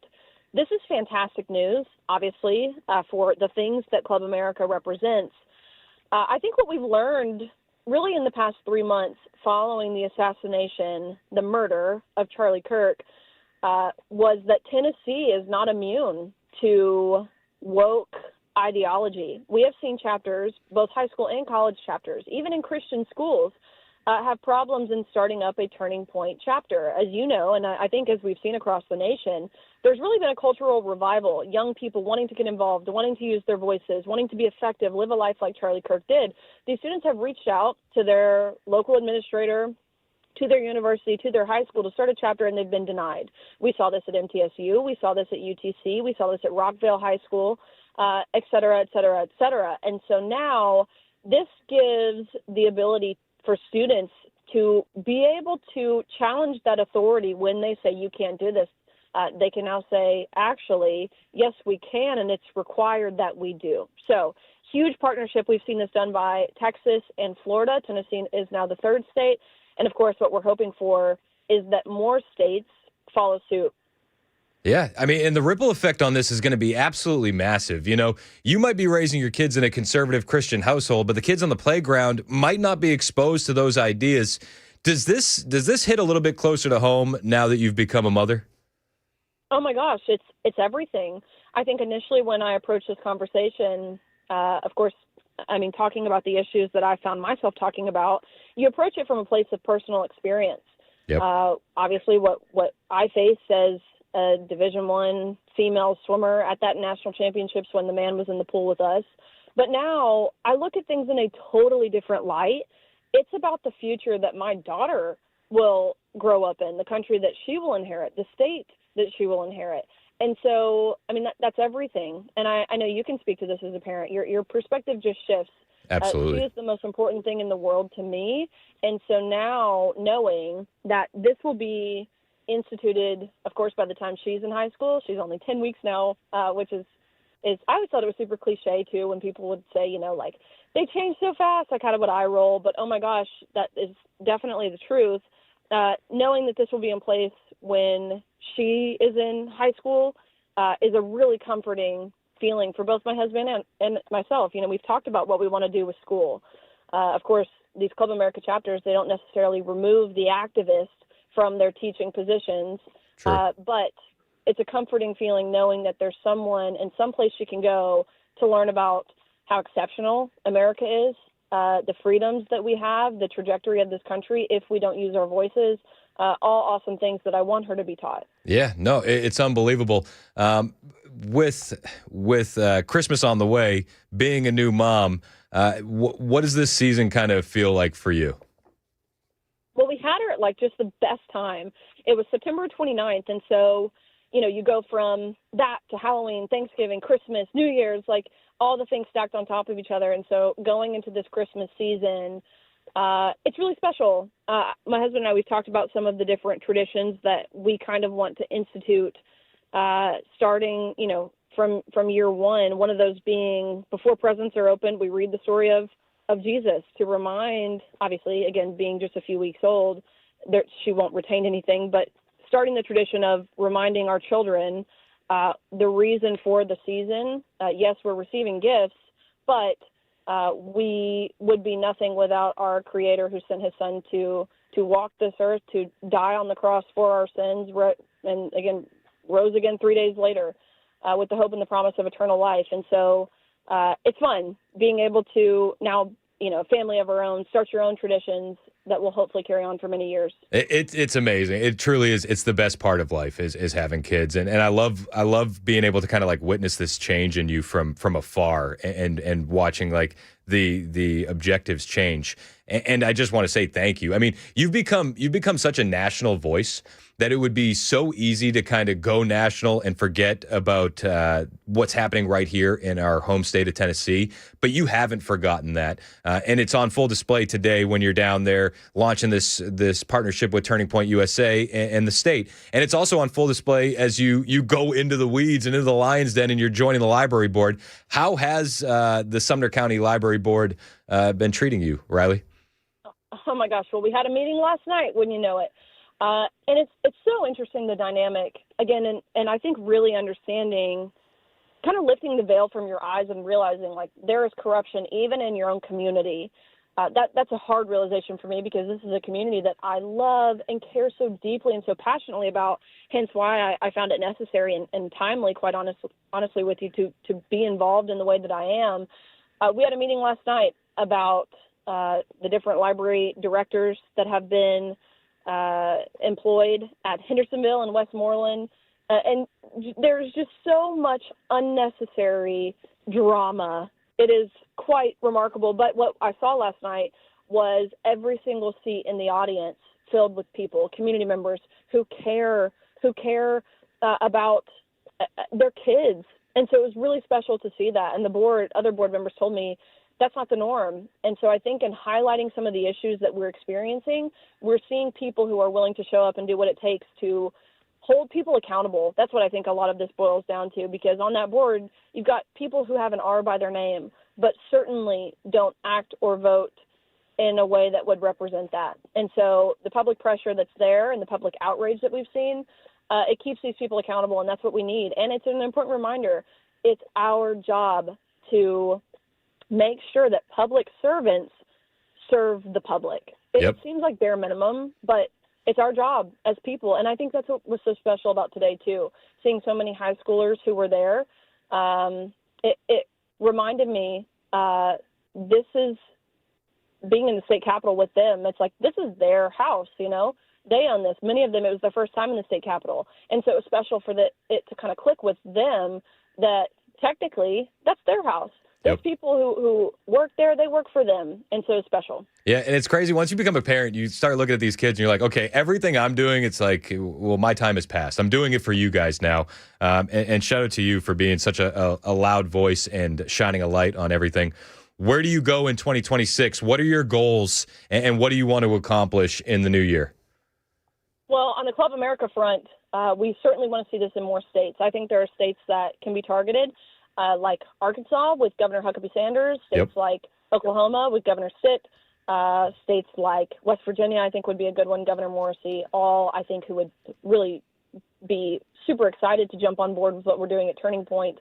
But beyond that, we're still on campuses, high schools, colleges, coast to coast, border to border, everything in between, Ivy League schools, smaller private Christian schools, because this is a message that needs to get out there. And the message explicitly that I'm referring to is, the legacy of Charlie Kirk, what he cared so deeply about. That's what kids need to understand, be learning. And what I found is that they want to. They're desperate for people to help put them on that path. And so that's what we're doing at Turning Point. Yeah, and you guys are a week away, or less than a week away, I believe, from the first America Fest without Charlie. What are you expecting from the America Fest this year? How is it going to be different? What are you kind of preparing yourself to walk into? What do you think? How do you think it's going to go? I think a couple things. I think it will be heavy without Charlie, without his presence. Really, people who see on TikTok or Facebook, I think you get a good feel, but being with him in person, he has a larger than life presence. Obviously what he stands for, but physically, like his stature, he's so tall. it will be heavy without him there. I imagine we'll see videos and hear his voice and his beautiful bride, who has done a phenomenal job as CEO of Turning Point USA in one of the hardest seasons of her life, by the way. Just incredibly inspired by her strength. It will be heavy, but that being said, I think we will leave feeling totally inspired. They sold out, within hours of releasing tickets. People from all across the country are coming to be there to honor Charlie, his legacy, and to know what they can do to continue the mission forward. So I think we'll leave feeling hopeful, optimistic, inspired, and of course the lineup of speakers. I know Vice President J.D. Vance is going to be there, several people from the cabinet, President Trump's administration. So it'll be exciting, and I imagine people will leave with a stirring in them. Well, I sure hope so. December 18th to 21st is AmFest. If you can't make it to Phoenix, Arizona, it will be live on Rumble. What are your thoughts on what we've seen from Erica Kirk these past few days, the strength that she's put on full display? Let me just say, I thought, honestly, at the memorial, was this even 10 days after the assassination of Charlie Kirk? Yeah, watching her on stage forgive his assassin, I thought that was, it's the embodiment of strength and grace and compassion and forgiveness that only God can provide a grieving widow. But what we have seen from her, even following that, with the total baseless claims and insinuations that are fueled by hunches and secret sources and anonymous tips and feelings and vibes and dreams, how Erica has handled that so beautifully, I think really effectively, especially in the last few days. She is so strong, and I think she said it perfectly. I don't know if the full interview with Barry Weiss has been released yet, but when she was asked directly about the conspiracies that are out there and what message she has to those spreading these, one of those people explicitly calling out by name Candace Owens, Erica Kirk says, stop. That's it. Stop. Stop using my husband to make hundreds of thousands of dollars on your episodes and insinuating or implicating people that he loves and care about, including his wife and his family at Turning Point USA. So I think she's phenomenal. I think she will do a fantastic job with the organization. No one knew Charlie, obviously, or what he hoped to accomplish or his vision better than his bride. So, and now his widow, which again, it still feels weird to even say that, but I know. I think she's awesome. Well, Riley, we appreciate you. We think you're awesome as well, and thank you for the time. Thank you for what you're doing here in Middle Tennessee with the Club America Tennessee partnership and with the school board. It's like you're on the macro level and you're on the micro level. You're doing it all, and we really appreciate you. Bring it on, and thank you, Chris. You're the best. Hey, I appreciate you. 1050 Super Talk 99.7 WTN. That was Riley Gaines. You can find her on all the social media platforms. Just search for Riley Gaines. She's absolutely worth the follow. This is Super Talk 99.7 WTN.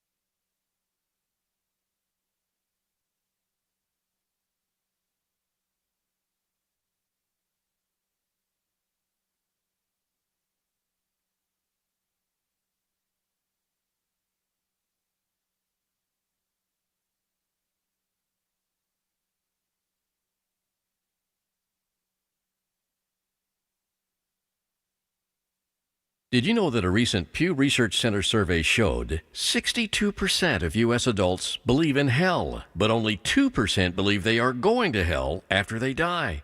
But that's not what Jesus said.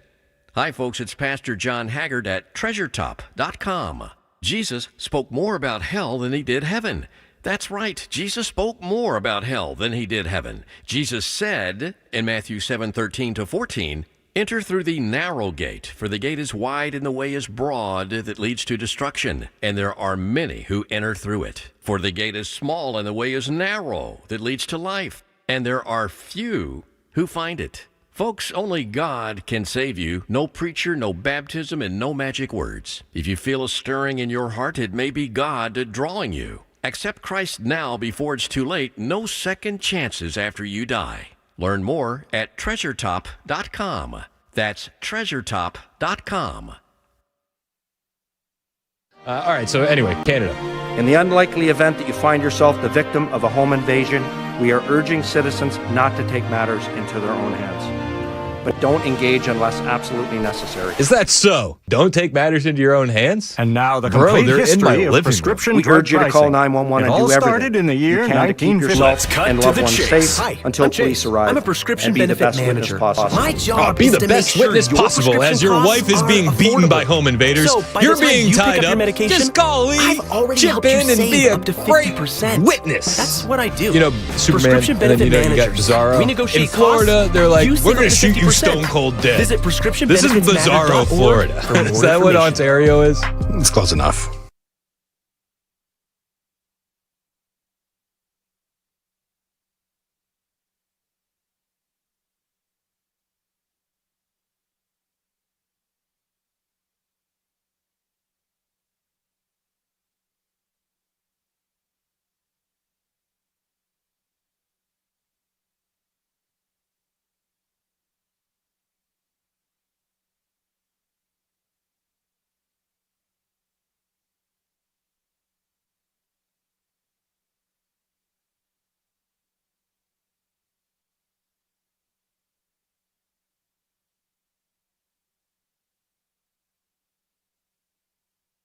Eligibility and results may vary.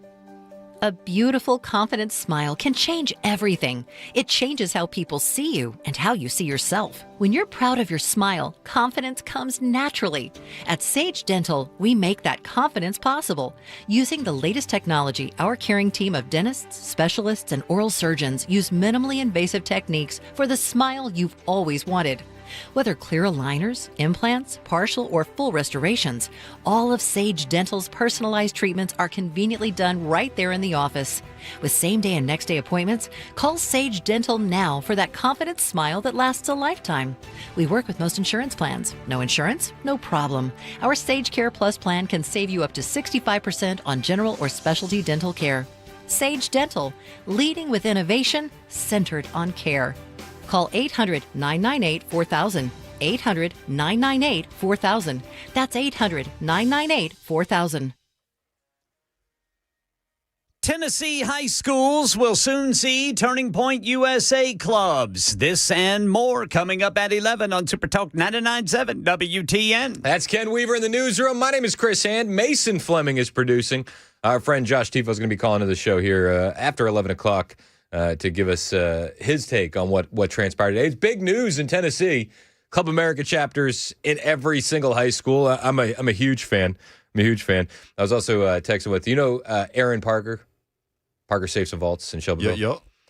So we text and when I do commercials for clients and the partners of the show and these guys are awesome and I really do appreciate them.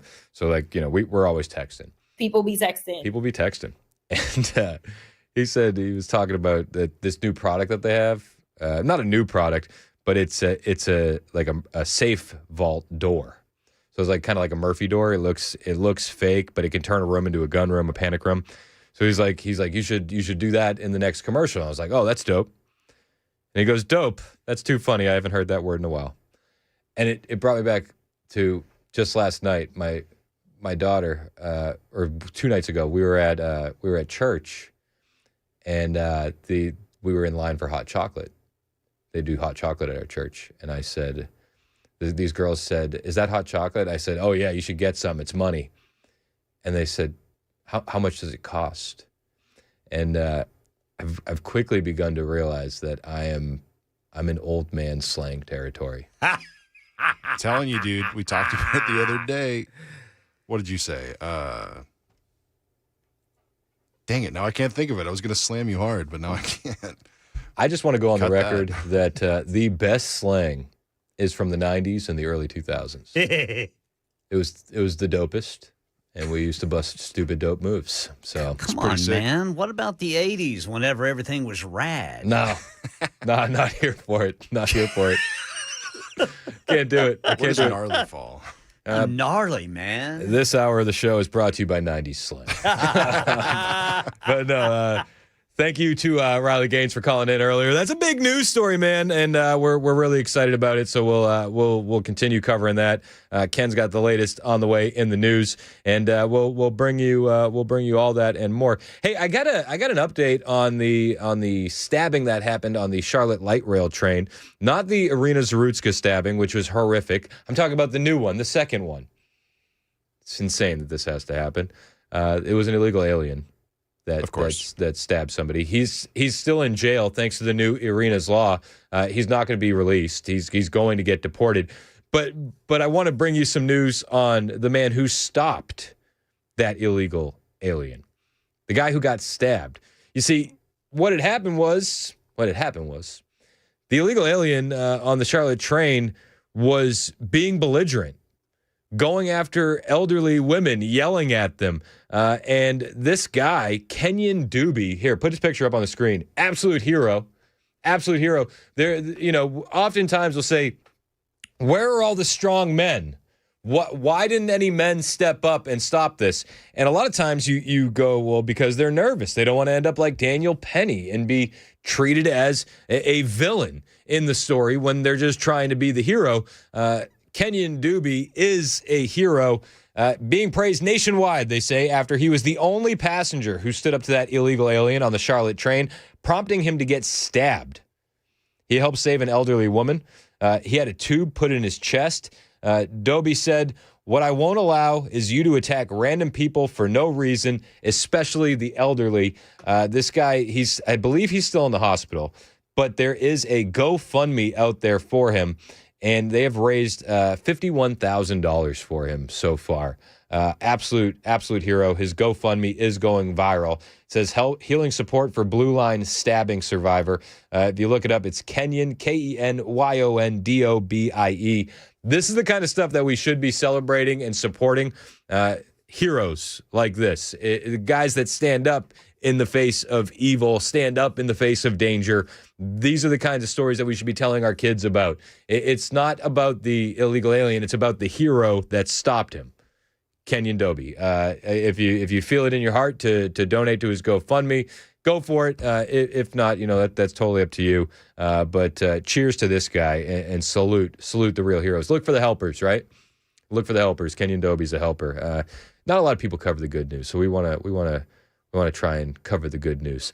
On the way, we will be talking to Josh Tifo from Turning Point USA, Senior Director. He's the guy who, behind the scenes, is working on all of these massive deals to get states in on the Turning Point Club America chapters.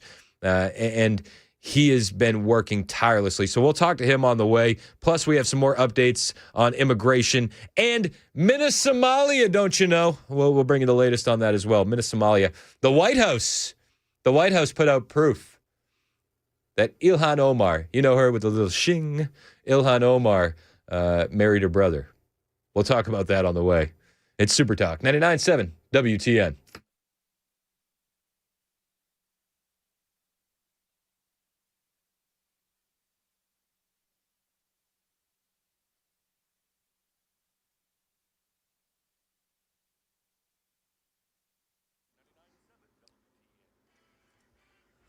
Eleven o'clock on the dot. I'm Ken Weaver with your top stories. Got a crash, drivers. It is blocking the right lane over on the East Loop going eastbound at Shelby Avenue. Full forecast coming up in 5 minutes. Well, Tennessee schools will soon see Turning Point USA clubs as part of a new statewide initiative.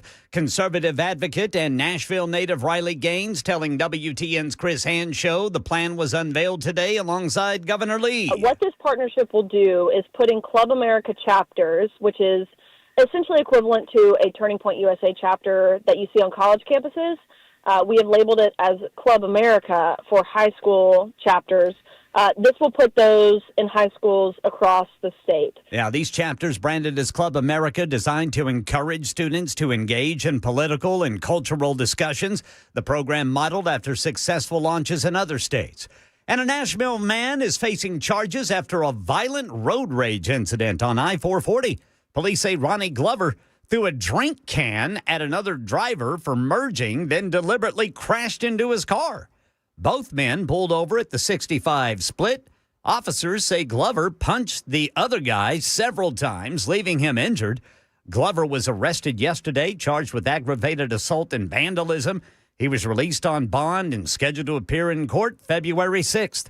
And the same federal judge who freed Kilmar Abrego Garcia from immigration detention is now blocking ICE from detaining him again. ABC's Molalinge outside a courthouse in Baltimore with more. The legal fight far from over. The restraining order that was granted to Garcia, that is temporary. So that we are expecting to find out a little more about what that hearing, when that hearing will be in the next couple of days. And of course, the Justice Department is expected to appeal yesterday's ruling. Overnight, an immigration judge who works for the Trump administration moved to correct what he described in papers as an error to firm up the legal basis for Abrego Garcia's deportation. But in response this morning, Maryland-based federal judge Paula Sinis issued a temporary restraining order to prevent him from being taken back into custody. U.S. officials now bringing that seized Venezuelan oil tanker to Texas and threatening to seize other vessels while President Trump keeps threatening the country with a land attack. Here's details from ABC News White House correspondent Karen Travers. He has not given an indication as to exactly the timeline he is looking at or what that type of land operation would be. Last week, the president said he knows the houses, he knows the routes that could be targeted as they continue this campaign against the drug cartels. Yeah, the administration sanctioning 6 more tankers, they say, are carrying Venezuelan oil and also sanctioning 3 nephews of Venezuelan President Nicolas Maduro. That's the latest news. Weather's up next. I'm Ken Weaver, WTN News.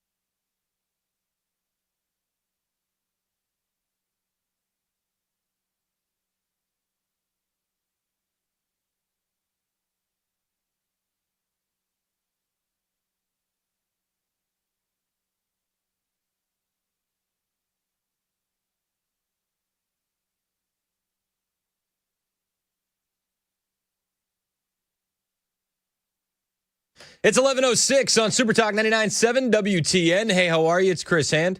Show is brought to you by our friends at Better Water LLC. Water filtration systems, water softeners. Why would you need those, Mason? Does anybody know? I don't like them putting chemicals in the water that turn the friggin' frogs gay. It's a good reason.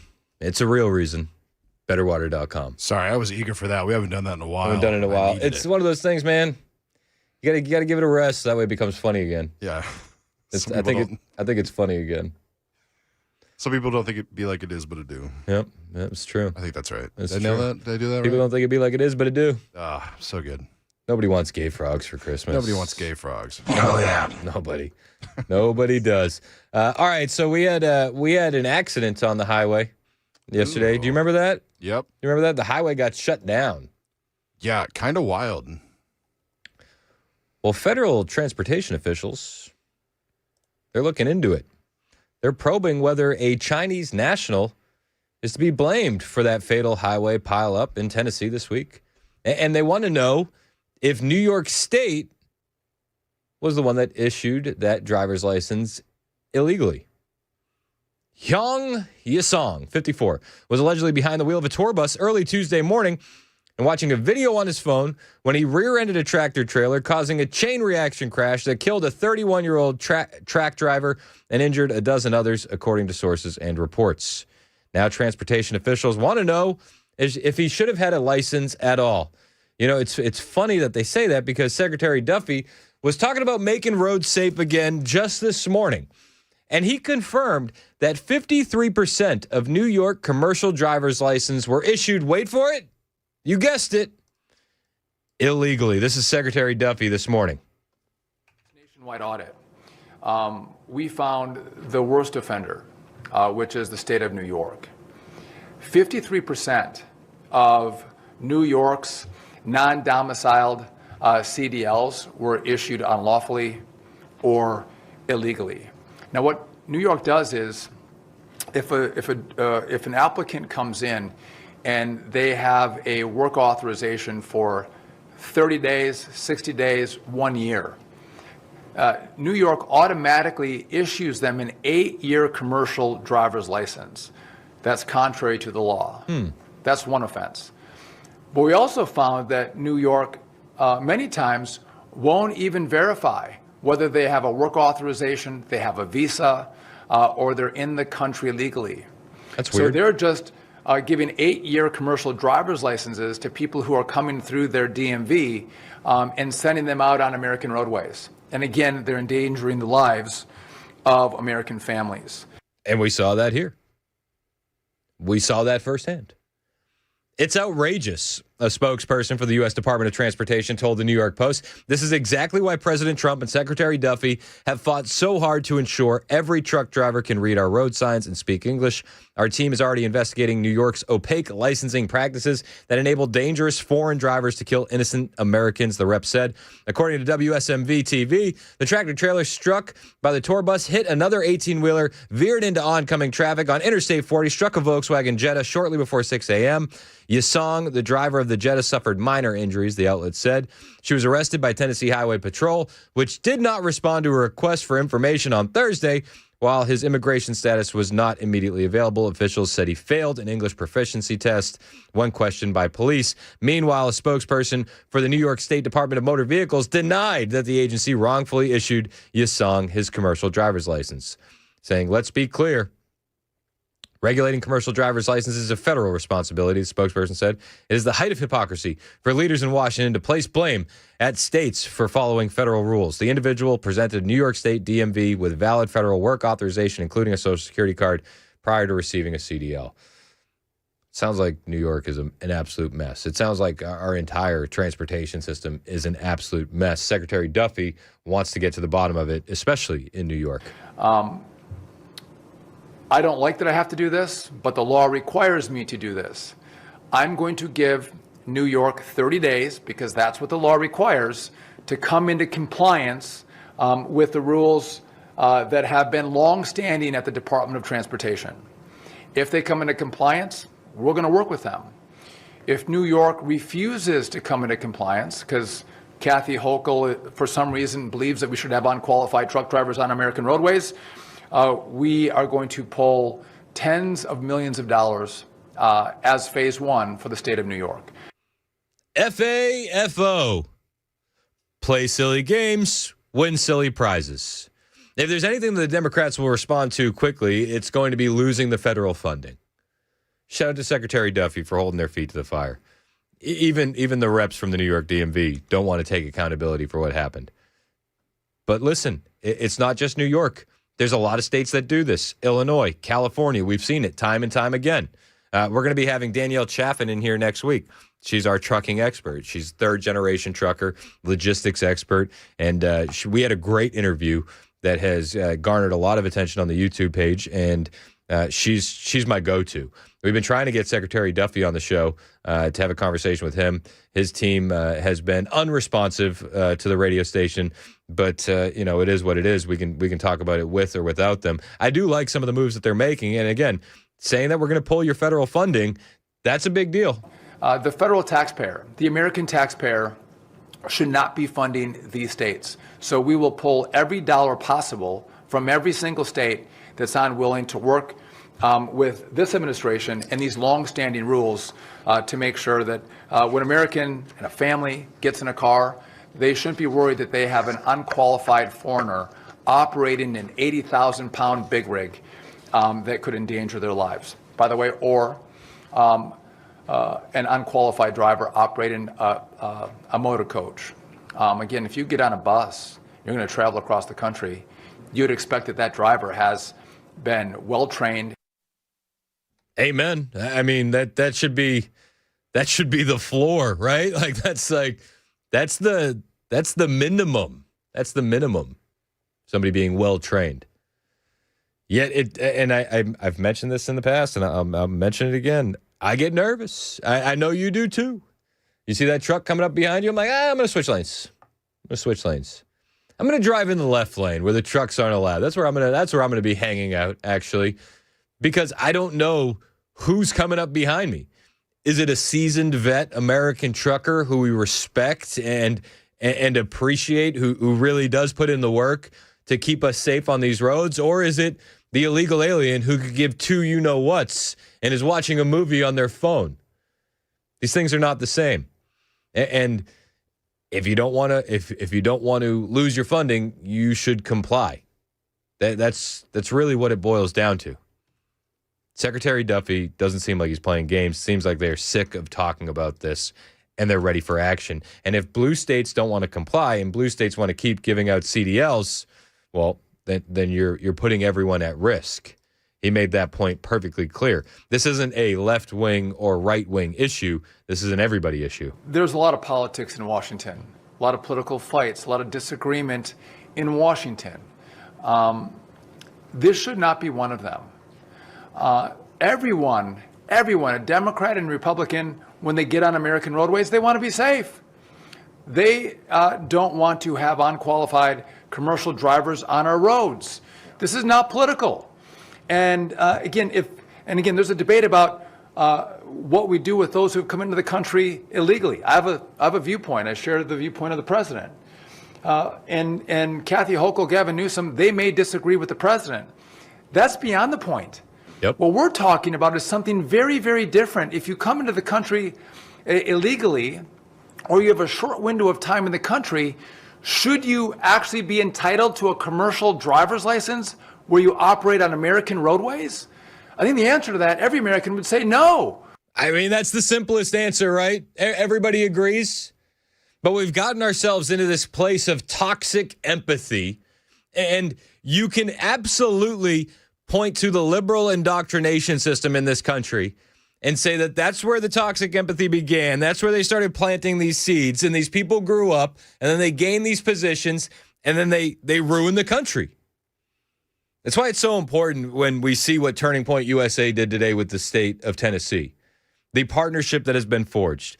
These ideas aren't new. These ideas have been bubbling under the surface for a very long time, and the people that have been indoctrinated are now in positions of power where they can exercise these ideas, and these awful, awful things happen.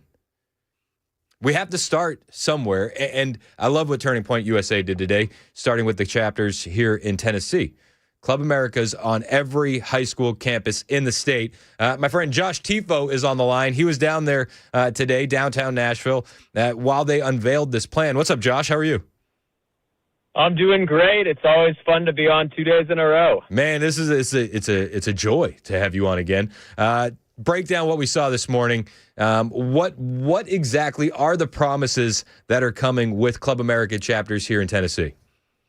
Well, I am wildly thrilled. The governor's office went big. They made two big promises. Number one, they announced the big partnership we were all waiting for. There is now officially a Turning Point and State of Tennessee partnership with the goal of putting Turning Point chapters on every high school and college in the entire state in honor of Charlie.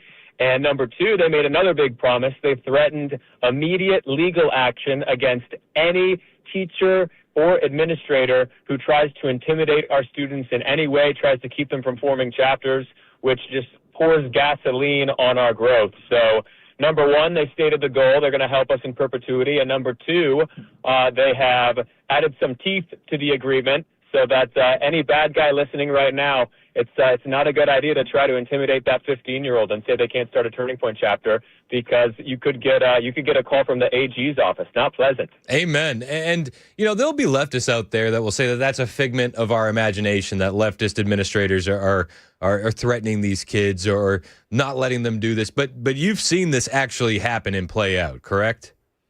Well, I've seen it for many years, and I've been at Turning Point now for almost 11 years. And in the early days, Charlie sent me to build what was the start of Turning Point, Ohio, the start of Turning Point, Florida. And it was a lot worse then. Starting a college group, I knew that I would be removed off of the campus by the police, by the campus police. So I knew I had maybe 30, 45 minutes to try to find my chapter president who would run with the ball and then invite me back on so I wouldn't be removed.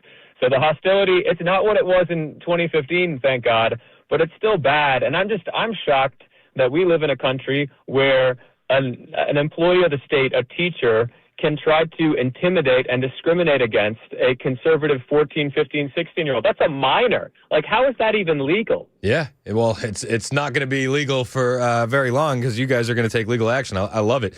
What do you think the ripple effects are of this? Span it out, zoom out 10 years. What are the implications of having a Club America chapter at every high school in Tennessee? Well, it means that Tennessee is one of the most conservative states in the nation for many, many, many, many decades. It means that a lot of these kids will come to know Jesus. It means a lot of these kids will understand the founding values of the country. A lot of them will get married young. A lot of them will have a lot of kids. A lot of them will build businesses. In short, Tennessee will prosper. We think we're doing great now. Imagine how great we're going to be doing when high school is where virtually every Tennessee kid learns about Jesus, learns about the founding values of the country, and knows how to build their life. I mean, right now, praise God, there are kids who are making those decisions, usually because of parents or grandparents who instill those values in them. What are we going to do to reach the kids who don't have godly parents and grandparents? Building a Club America infrastructure in the entire state and in the entire nation is the answer there. And today was a bold step for Tennessee. And because they did it so loud and proud, I expect that we'll have several more state announcements because of today's events. It was a historic day for Tennessee. Man. And by the way, I've got to shout out some of the people who gave some powerful speeches. Pastor Alan Jackson opened it up for prayer. That was amazing. Nick Coca, the head of Club America, talked about the tactics, what we're doing on the ground to make this happen. And I give him a lot of credit. He's the one who's had to deal with this explosive growth. He's had to manage growth from 1,200 charter chapters to 3,000 charter chapters in 3 months. Riley Gaines gave an inspirational speech calling on the youth of America to join their Club America chapter, to form Club America chapters. Senator Blackburn said some lovely things about Charlie and kind of echoed Riley's points, calling on the nation to make this important. And then Senator Jack Johnson spoke on behalf of the governor, making all these promises I talked about before, so very much appreciate him. Governor Lee sent a video to greet the crowd, which was wonderful. And then I wrapped everything up saying a lot of the things you heard me say over the last few minutes. Man, it's an amazing day, and kudos to you for all your hard work. Which state is in the crosshairs next? Well, I can't share any news yet because I don't talk about it till I have the hard yes, the 100%. But there may be another big state which we could secure as early as this afternoon. Dude, congratulations, man. And I appreciate all your hard work behind the scenes. What does the celebration look like at America Fest this year? Oh, America Fest it's going to be larger than life. We have 30,000 people coming, and it has historical significance because a lot of people are going to come and essentially say, do we still have a movement without Charlie here? And they will be thrilled with what they see. But there are a lot of issues we need to hash out. I look at all of the confusion around the Israel issue right now. I look at all the confusion, especially from young men, on what is masculinity supposed to really look like. I see a lot of young men who are running away from secular leftism, praise God. But some of them are running to God and a real, authentic biblical masculinity. And some of them are running into the arms of Andrew Tate and Nick Fuentes and all these fake men. So that's a war that must be waged and must be won for the future of our great civilization. Yeah, America Fest is going to be a big one. It'll be live on Rumble December 18th through 21st. You'll be able to watch the whole thing. You can also watch all of the remarks that took place this morning downtown Nashville from the Club America announcement with Turning Point USA. This is a big deal. How do you guys celebrate a win like this? Well, you know how this works. You know the culture Charlie instilled here. I celebrate the win by doing more work because that's what Charlie would want. Well, hey, man, I love it, and congratulations again. Josh Tifo. And one thing I will say, there's actually another way we celebrate. We thank God. Amen. We need to understand the historical significance of these wins and what they mean for the future of the country. And the best way to celebrate is to thank the Lord Jesus Christ for making all of these events possible. It's just across the board, the outpouring of love and support from the leaders of our nation is extraordinary. And I have to give a special shout out to Erica, who has just been so wonderful in a lot of these larger-than-life interviews you've seen on Fox News throughout the week. She's doing a great job leading. I thank God for the position he's put us in. Look what he's doing in the country. Yep, it's amazing, man. And the work you're doing is not going unnoticed. So thank you for doing what you're doing. The ripple effects on the kids is just going to be unbelievable. Amazing. Well, Chris, thank you for having me on. God bless. Hey, God bless you. It's 11:24. This is Super Talk 99.7 WTN.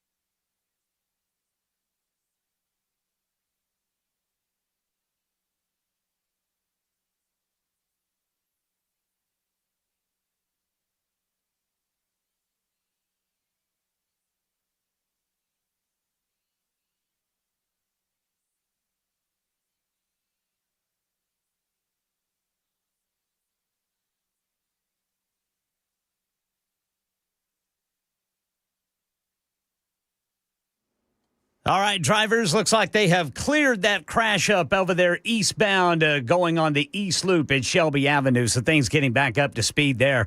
Turning Point USA now working with Tennessee leaders and will expand its presence in high schools statewide. We'll let you hear about that coming up at 11:30 on Super Talk 99.7 WTN. That's Ken Weaver in the newsroom. My name is Chris Hand. Show's brought to you by our friends at Better Water LLC. So there's a new trend developing. This guy's been going viral on TikTok. He's a mortgage loan officer, and he says he's taken on a lot of foreclosures in Texas. And this is very interesting. Very interesting. He's saying that the foreclosures he's taking on are at the homes that were once occupied by illegal aliens. This week, I started doing foreclosures on undocumented properties that the people had to leave in a hurry. I just left one. Pizza boxes, open, pizza was still there. All the food was still in the pantry. They grabbed whatever valuables they could, left everything else behind. These are foreclosures, so these are homes that were bought using FHA, guaranteed by the government for undocumented people. Last month, over 252,000 people were deported in Texas alone. So all of a sudden, we're starting to see the effects now. I did another one yesterday. They come tagged as possible undocumented immigrant. Furniture's there, fish tank, dead fish. They left in a hurry.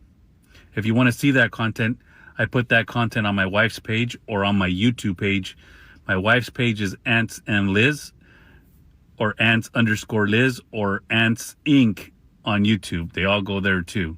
So I actually went to his YouTube page and I did some sleuthing, and he's got a ton of videos displaying just that. Homes that were occupied by illegal aliens, and they still have everything in them. You know, you want to tackle the affordability crisis, you want to tackle housing affordability, this is how you do it.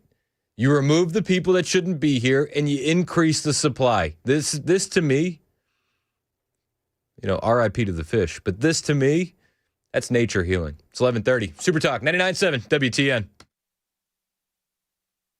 I don't flood them on this page. 11:30 on the dot. I'm Ken Weaver with your top stories. Some of the coldest air of the season is on the way to Middle Tennessee. We'll tell you about it during the full forecast in 5 minutes. Turning Point USA now working with Tennessee leaders to expand its presence in every high school and college statewide. Conservative advocate and Nashville native Riley Gaines telling WTN's Chris Hand Show the plan unveiled alongside Governor Lee today and other dignitaries includes creating Club America chapters that will focus on constitutional principles and free market ideas. I think what we've learned really in the past 3 months following the assassination, the murder of Charlie Kirk, was that Tennessee is not immune to woke ideology. We have seen chapters, both high school and college chapters, even in Christian schools, have problems in starting up a Turning Point chapter. Well, this move follows similar efforts in Texas, Oklahoma, and Florida, and more are coming. Tennessee has received federal approval to restrict sugary foods and drinks from SNAP purchases. Items like candy, soda, energy drinks no longer eligible starting in 2026. At the same time, SNAP users will gain access to select hot prepared foods, including rotisserie chicken. State leaders say the move promotes healthier eating and better use of taxpayer dollars. And the Trump administration bringing that seized Venezuelan oil tanker to the U.S. We get more from ABC News. White House correspondent Karen Travers. U.S. officials say that oil tanker will be heading to a port in Texas. It's going to take some time to get there, but the administration says that it will follow the legal process. There's a forfeiture process, but that the administration intends, the U.S. intends, to keep all of the oil on that tanker. And there are also indications that there will be more tankers seized. Yeah, the administration sanctioning 6 more tankers they say were carrying Venezuelan oil, also sanctioning 3 nephews of Venezuelan President Nicolas Maduro. That's the latest news. Weather's next. I'm Ken Weaver, WTN News.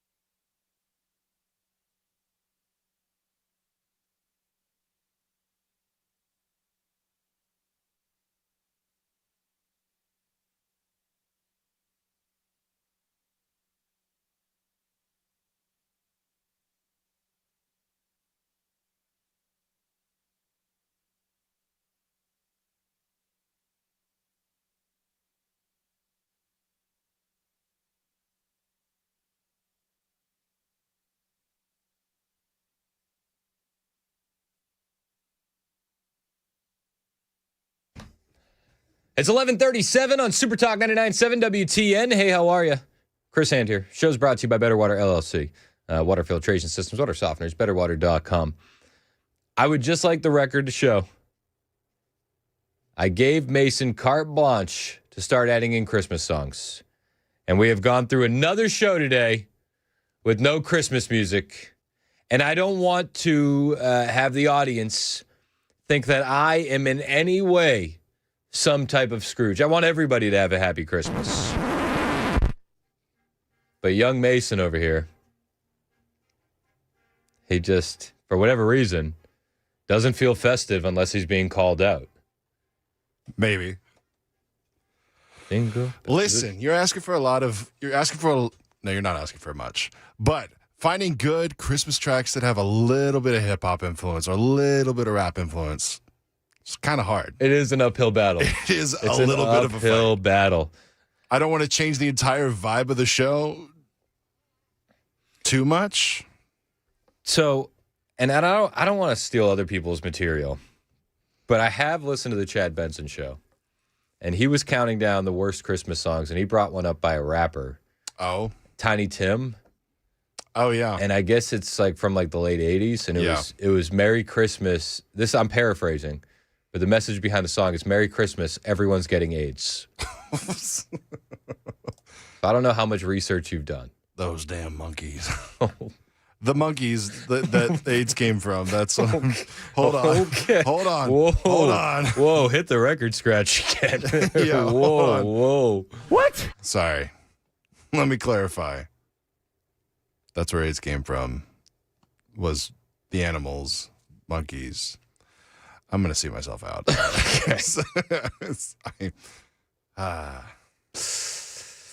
How about new?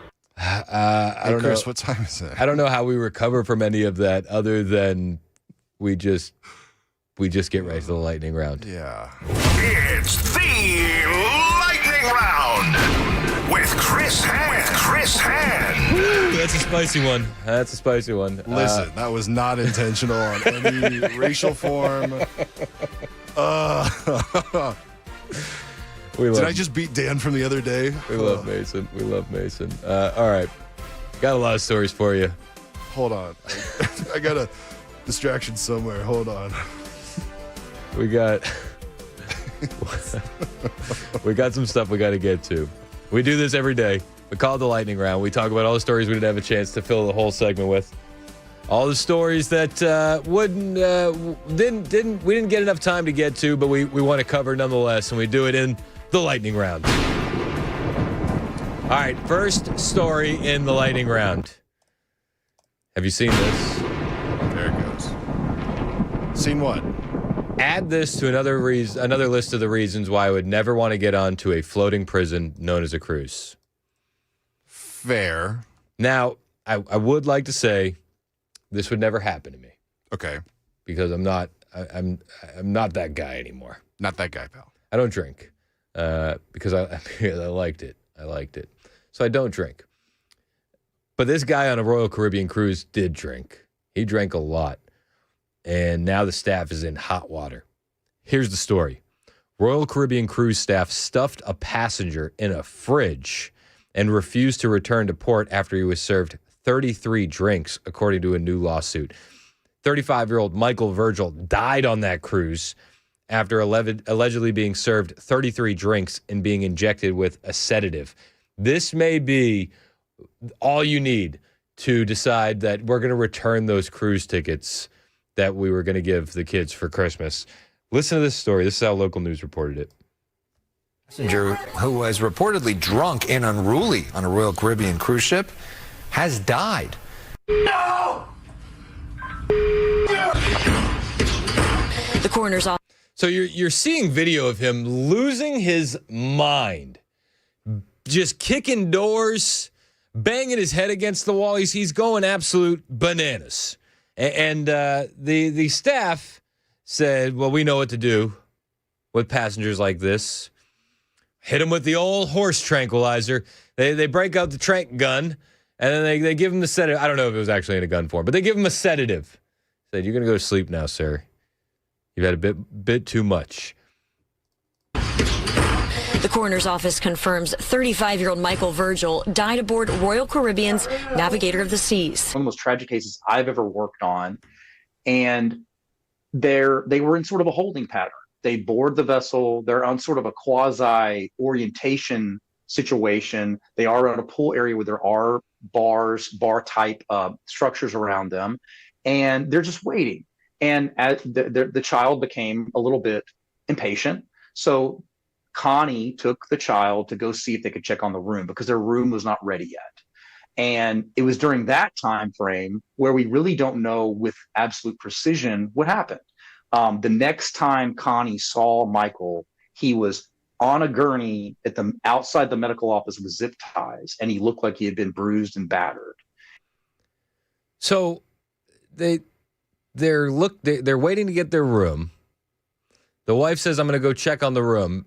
I don't understand the timeline. It doesn't seem like there's enough time there for 33 drinks to be served. Am I the only one thinking that? Is that just me? Did he get roofied? Yeah, I don't know. That's weird. They say he was served 33 drinks, and the wife went to go check on the room. So I mean, I'm imagining he has a bit of a head start here, right? Like 4 drinks with the wife while they're waiting for the room. Yeah, like even that seems like a little bit like a lot in a short time. And are we constituting shots as drinks? I think you would have to. Yeah, because that makes sense. It makes sense. Even if you were doing shots, though. But like, it's so much. 33 shots? Yeah. And what, like an hour tops? Yeah, that's a quick trip to alcohol poisoning. So then the wife sees him on a stretcher, zip-tied, and they say, "Don't worry. Everything's going to be fine." And they told her at that time, he was being rambunctious. He's riled up. We're going to give him some kind of sedative, which they would not identify, but it's all going to be okay. And they told her to go back to her cabin. And she did. And we don't know the exact time. It's an estimate based on memory, but within 30 minutes to an hour, she gets a phone call saying he's dead. She got a phone call with the news. And that's just not supposed to happen. You don't have to be a lawyer or an expert you can just use your common sense to know something stinks. And when we got the ME report from the Los Angeles County Medical Examiner, it just had echoes of George Floyd. I don't know how else to say it. You have 5 people putting their entire body weight on Michael and mechanically asphyxiating him for 3 minutes is what the medical examiner estimated, after which he was immobile for 2 minutes. His body was able to somehow come back, but ultimately that mechanical asphyxiation was the first domino that fell that caused his death. And there were lots of other things that happened. They overserved him. They injected him with Caldol and succinylcholine, 2 very powerful drugs, one of which, succinylcholine, is a muscle relaxant that is used for people going into general anesthesia. That's just not something you're supposed to be giving a man like this. No, I don't know why they have it on the boat. Yeah, absolutely not. When are you performing surgery on a cruise? Honestly. So here's where it gets really wild, okay? They filed a lawsuit, okay? In the lawsuit, Virgil's fiance, Connie, alleges that the cruise refused to return to port following the incident and instead put his body in a refrigerator. No. So she's on the cruise with her kid. Yeah. Her fiance is dead. They won't return to port. They continue the cruise for multiple days while his body is on ice. That's ridiculous. Isn't that insane? Sue the heck out of him. Whoa. I mean, I don't even know what you do with that lawsuit. Like, what do you do? Yeah. Like, what is the wife, what is the fiance, excuse me, what does the fiance do for multiple days on a cruise knowing that her fiance is dead? Yeah. That's now you're in a floating prison. Yeah. I'm not getting on a cruise. Not getting on a cruise. Yeah, that just sounds awful. My wife wants to go on a cruise. You know what I'm going to say? I'm going to be like, you know what happens if we die on that thing? We get stuffed in a fridge for 3 days. It's not a good look. We'll keep you updated. I'm sure that lawsuit is going to make some headlines as it kicks off. That's absolutely ridiculous. Does Royal Caribbean recover from that, or are they going to go bankrupt after this lawsuit? I hope they go bankrupt. I hope they go bankrupt, too. That's ugh. All right, got another story for you here in the lightning round. We all know Jasmine Crockett is running for the Senate. She's trying to. People be running. And somebody got all excited. They're like, dude, the first GOP ad against Jasmine Crockett has been released. Take a look at this video if you're watching on YouTube. You'll be able to hear it on the radio as well, and you'll get the picture from the audio. It starts out with a screen that says the JC way, because that's what she said. Oh, they didn't try the JC way. They haven't tried it the JC way. Okay, let's dive into the JC way. There are those that say, ain't no way we done tried it 50 kinds of ways. Y'all ain't never tried it the JC way. Texas, what exactly is the Jasmine Crockett way? Is it the way of insulting your own state? Send them to Texas, they send them to Florida, every deplorable state that we can think about. Blue states are constantly putting red states on life support, yet we got these little red states that ain't contributing nothing. Is it the way of insulting the people in your state? Texas has always been found to be intentionally discriminatory. I want y'all to understand the makeup of my state. Or maybe it's the way of never-ending obsession with race. I am tired of the white tears. Only people that are crying are the mediocre white boys. We just is like, y'all racist. I can't hang out with the KKK in them. That as a black woman, all I can think about is the slave patrols. And speaking this way about a woman murdered by an illegal alien. Stop just throwing a random dead person's name on something. Is it the way of this? Just because someone has committed a crime, it doesn't make them a criminal. How about this? They are what make this country great. And whatever you call this. Oh no, like the border crisis, it's all the fentanyl and da-da-da. And I'm like, okay, whatever. Maybe because these people, they are crazy. Is this the way you want to go, Texas? Y'all about to find out. So people see that ad and they're like, oh my gosh, that's fire. That is an absolute barn burner. Who in the GOP made that? Because it's amazing. And several outlets start trying to figure it out. And you know who made it? Western Lensman on X. Worth the follow. He didn't get paid to make it. He did it for the love of the game. And that creates the best kind of content. People who aren't in it for the money. He made this on his own. And if you are a politician and you're going to be running in any state, you know what I would do? I would figure out a way to throw money at this guy to do the ads. I mean, you remember the ads that we had during the primaries, right? Any of the ads sound like that? No. They were, I mean, and like I liked all the guys. Like, like I'm not here to besmirch anybody's character. But the ads have been so cringe on so many levels. Can we step up the production? Can you find somebody that just wants to do it for the love of the game and gets out there and puts out good work instead of all the stuff that we heard? Because the ads we get usually are cringy, absolute cringe. We need better ads. Jasmine Crockett, she doesn't have a chance, right? Caroline Levitt was asked about the JC way yesterday. Not Jesus Christ, Jasmine Crockett.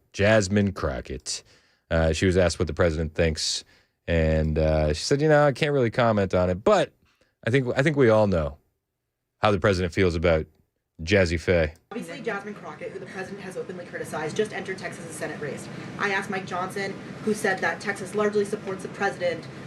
Crockett, on the other hand, says that Trump is an example of extremism. She says that her support is a referendum on Trump. I'm curious to get your thoughts on this. And has Trump made any statements since she's announced her candidacy? Not to my knowledge, as you know, from the White House podium. As a government employee, I'm not privy to comment on future elections, but I do think the president has made his thoughts on Ms. Crockett quite clear, and I do believe he thinks she is wholly unqualified for the office that she is seeking. If you want the president's thoughts on Jasmine Crockett, Caroline Levitt says, look at Jasmine Crockett's campaign launch ad where she went Texas tough and just played 30 seconds of the president calling her low IQ and trash. There's no way she wins Texas. this will be the most entertaining Senate race of 2026. Yeah, she's got nothing. No, there's not. How do you win? How do you win? She can't. I mean, spoiler alert, she can't. And I mean, there's quotes too that this is all going to get dug up as we move forward in the election. But there's so much out there on Jasmine Crockett that she can't run away from. She can't explain. Like, she compared Latinos to slaves, right? And then she denied saying it on CNN just the other night. Jake Tapper read her own quote, played her own quote, and she's like, well, that's not what I said. Let me ask you about a quote that you've made that has some Democrats worried about your ability to win statewide. In a December 2024 Vanity Fair profile, you talked about, quote, and I'm going to read a lot of the quote just to put it into context, quote, all the complexities within the Latino community. The immigration thing has always been something that has perplexed me about this community. It's basically like, I fought to get here, but I left y'all where I left y'all, and I want no more y'all to come here. If I wanted to be with y'all, I would stay with y'all, but I don't want y'all coming to my new home. It almost reminds me of what people would talk about when they would talk about kind of like slave mentality and the hate that some slaves would have for themselves. It's almost like a slave mentality that they have. Now, about the time that was published last year, around 1 million Latino voters in Texas were voting for Trump. That's pretty good, right? About 1 million. That's, for a racist, right? That's pretty good. Do they all have slave mentality? No, and that's not what that said at all, to be clear. It did not say that every Latino has that type of mentality. No, but the ones that vote for people who believe in strong or Trump's immigration policies. So I don't believe that the people that voted for Trump believe in what they're actually getting. Oh, here's a quote that you said. No, I didn't say that. Well, it's right. It's right here, ma'am. The best part about this is, as she's confronted with these old statements, there's going to be new material that comes out like this that shows just how low of an IQ individual Jasmine Crockett is. I think we are about to witness the end of her political career. I feel it in my plums. I don't know about you, but I think that she's done. I think she's cooked. There's no way she can beat John Cornyn, and it doesn't look like there's any way John Cornyn could beat Ken Paxton. So Ken Paxton is going to mop the absolute floor with Jasmine Crockett. That does it for today's edition of the Lightning Round. It is 11:55. This is Super Talk 99.7 WTN.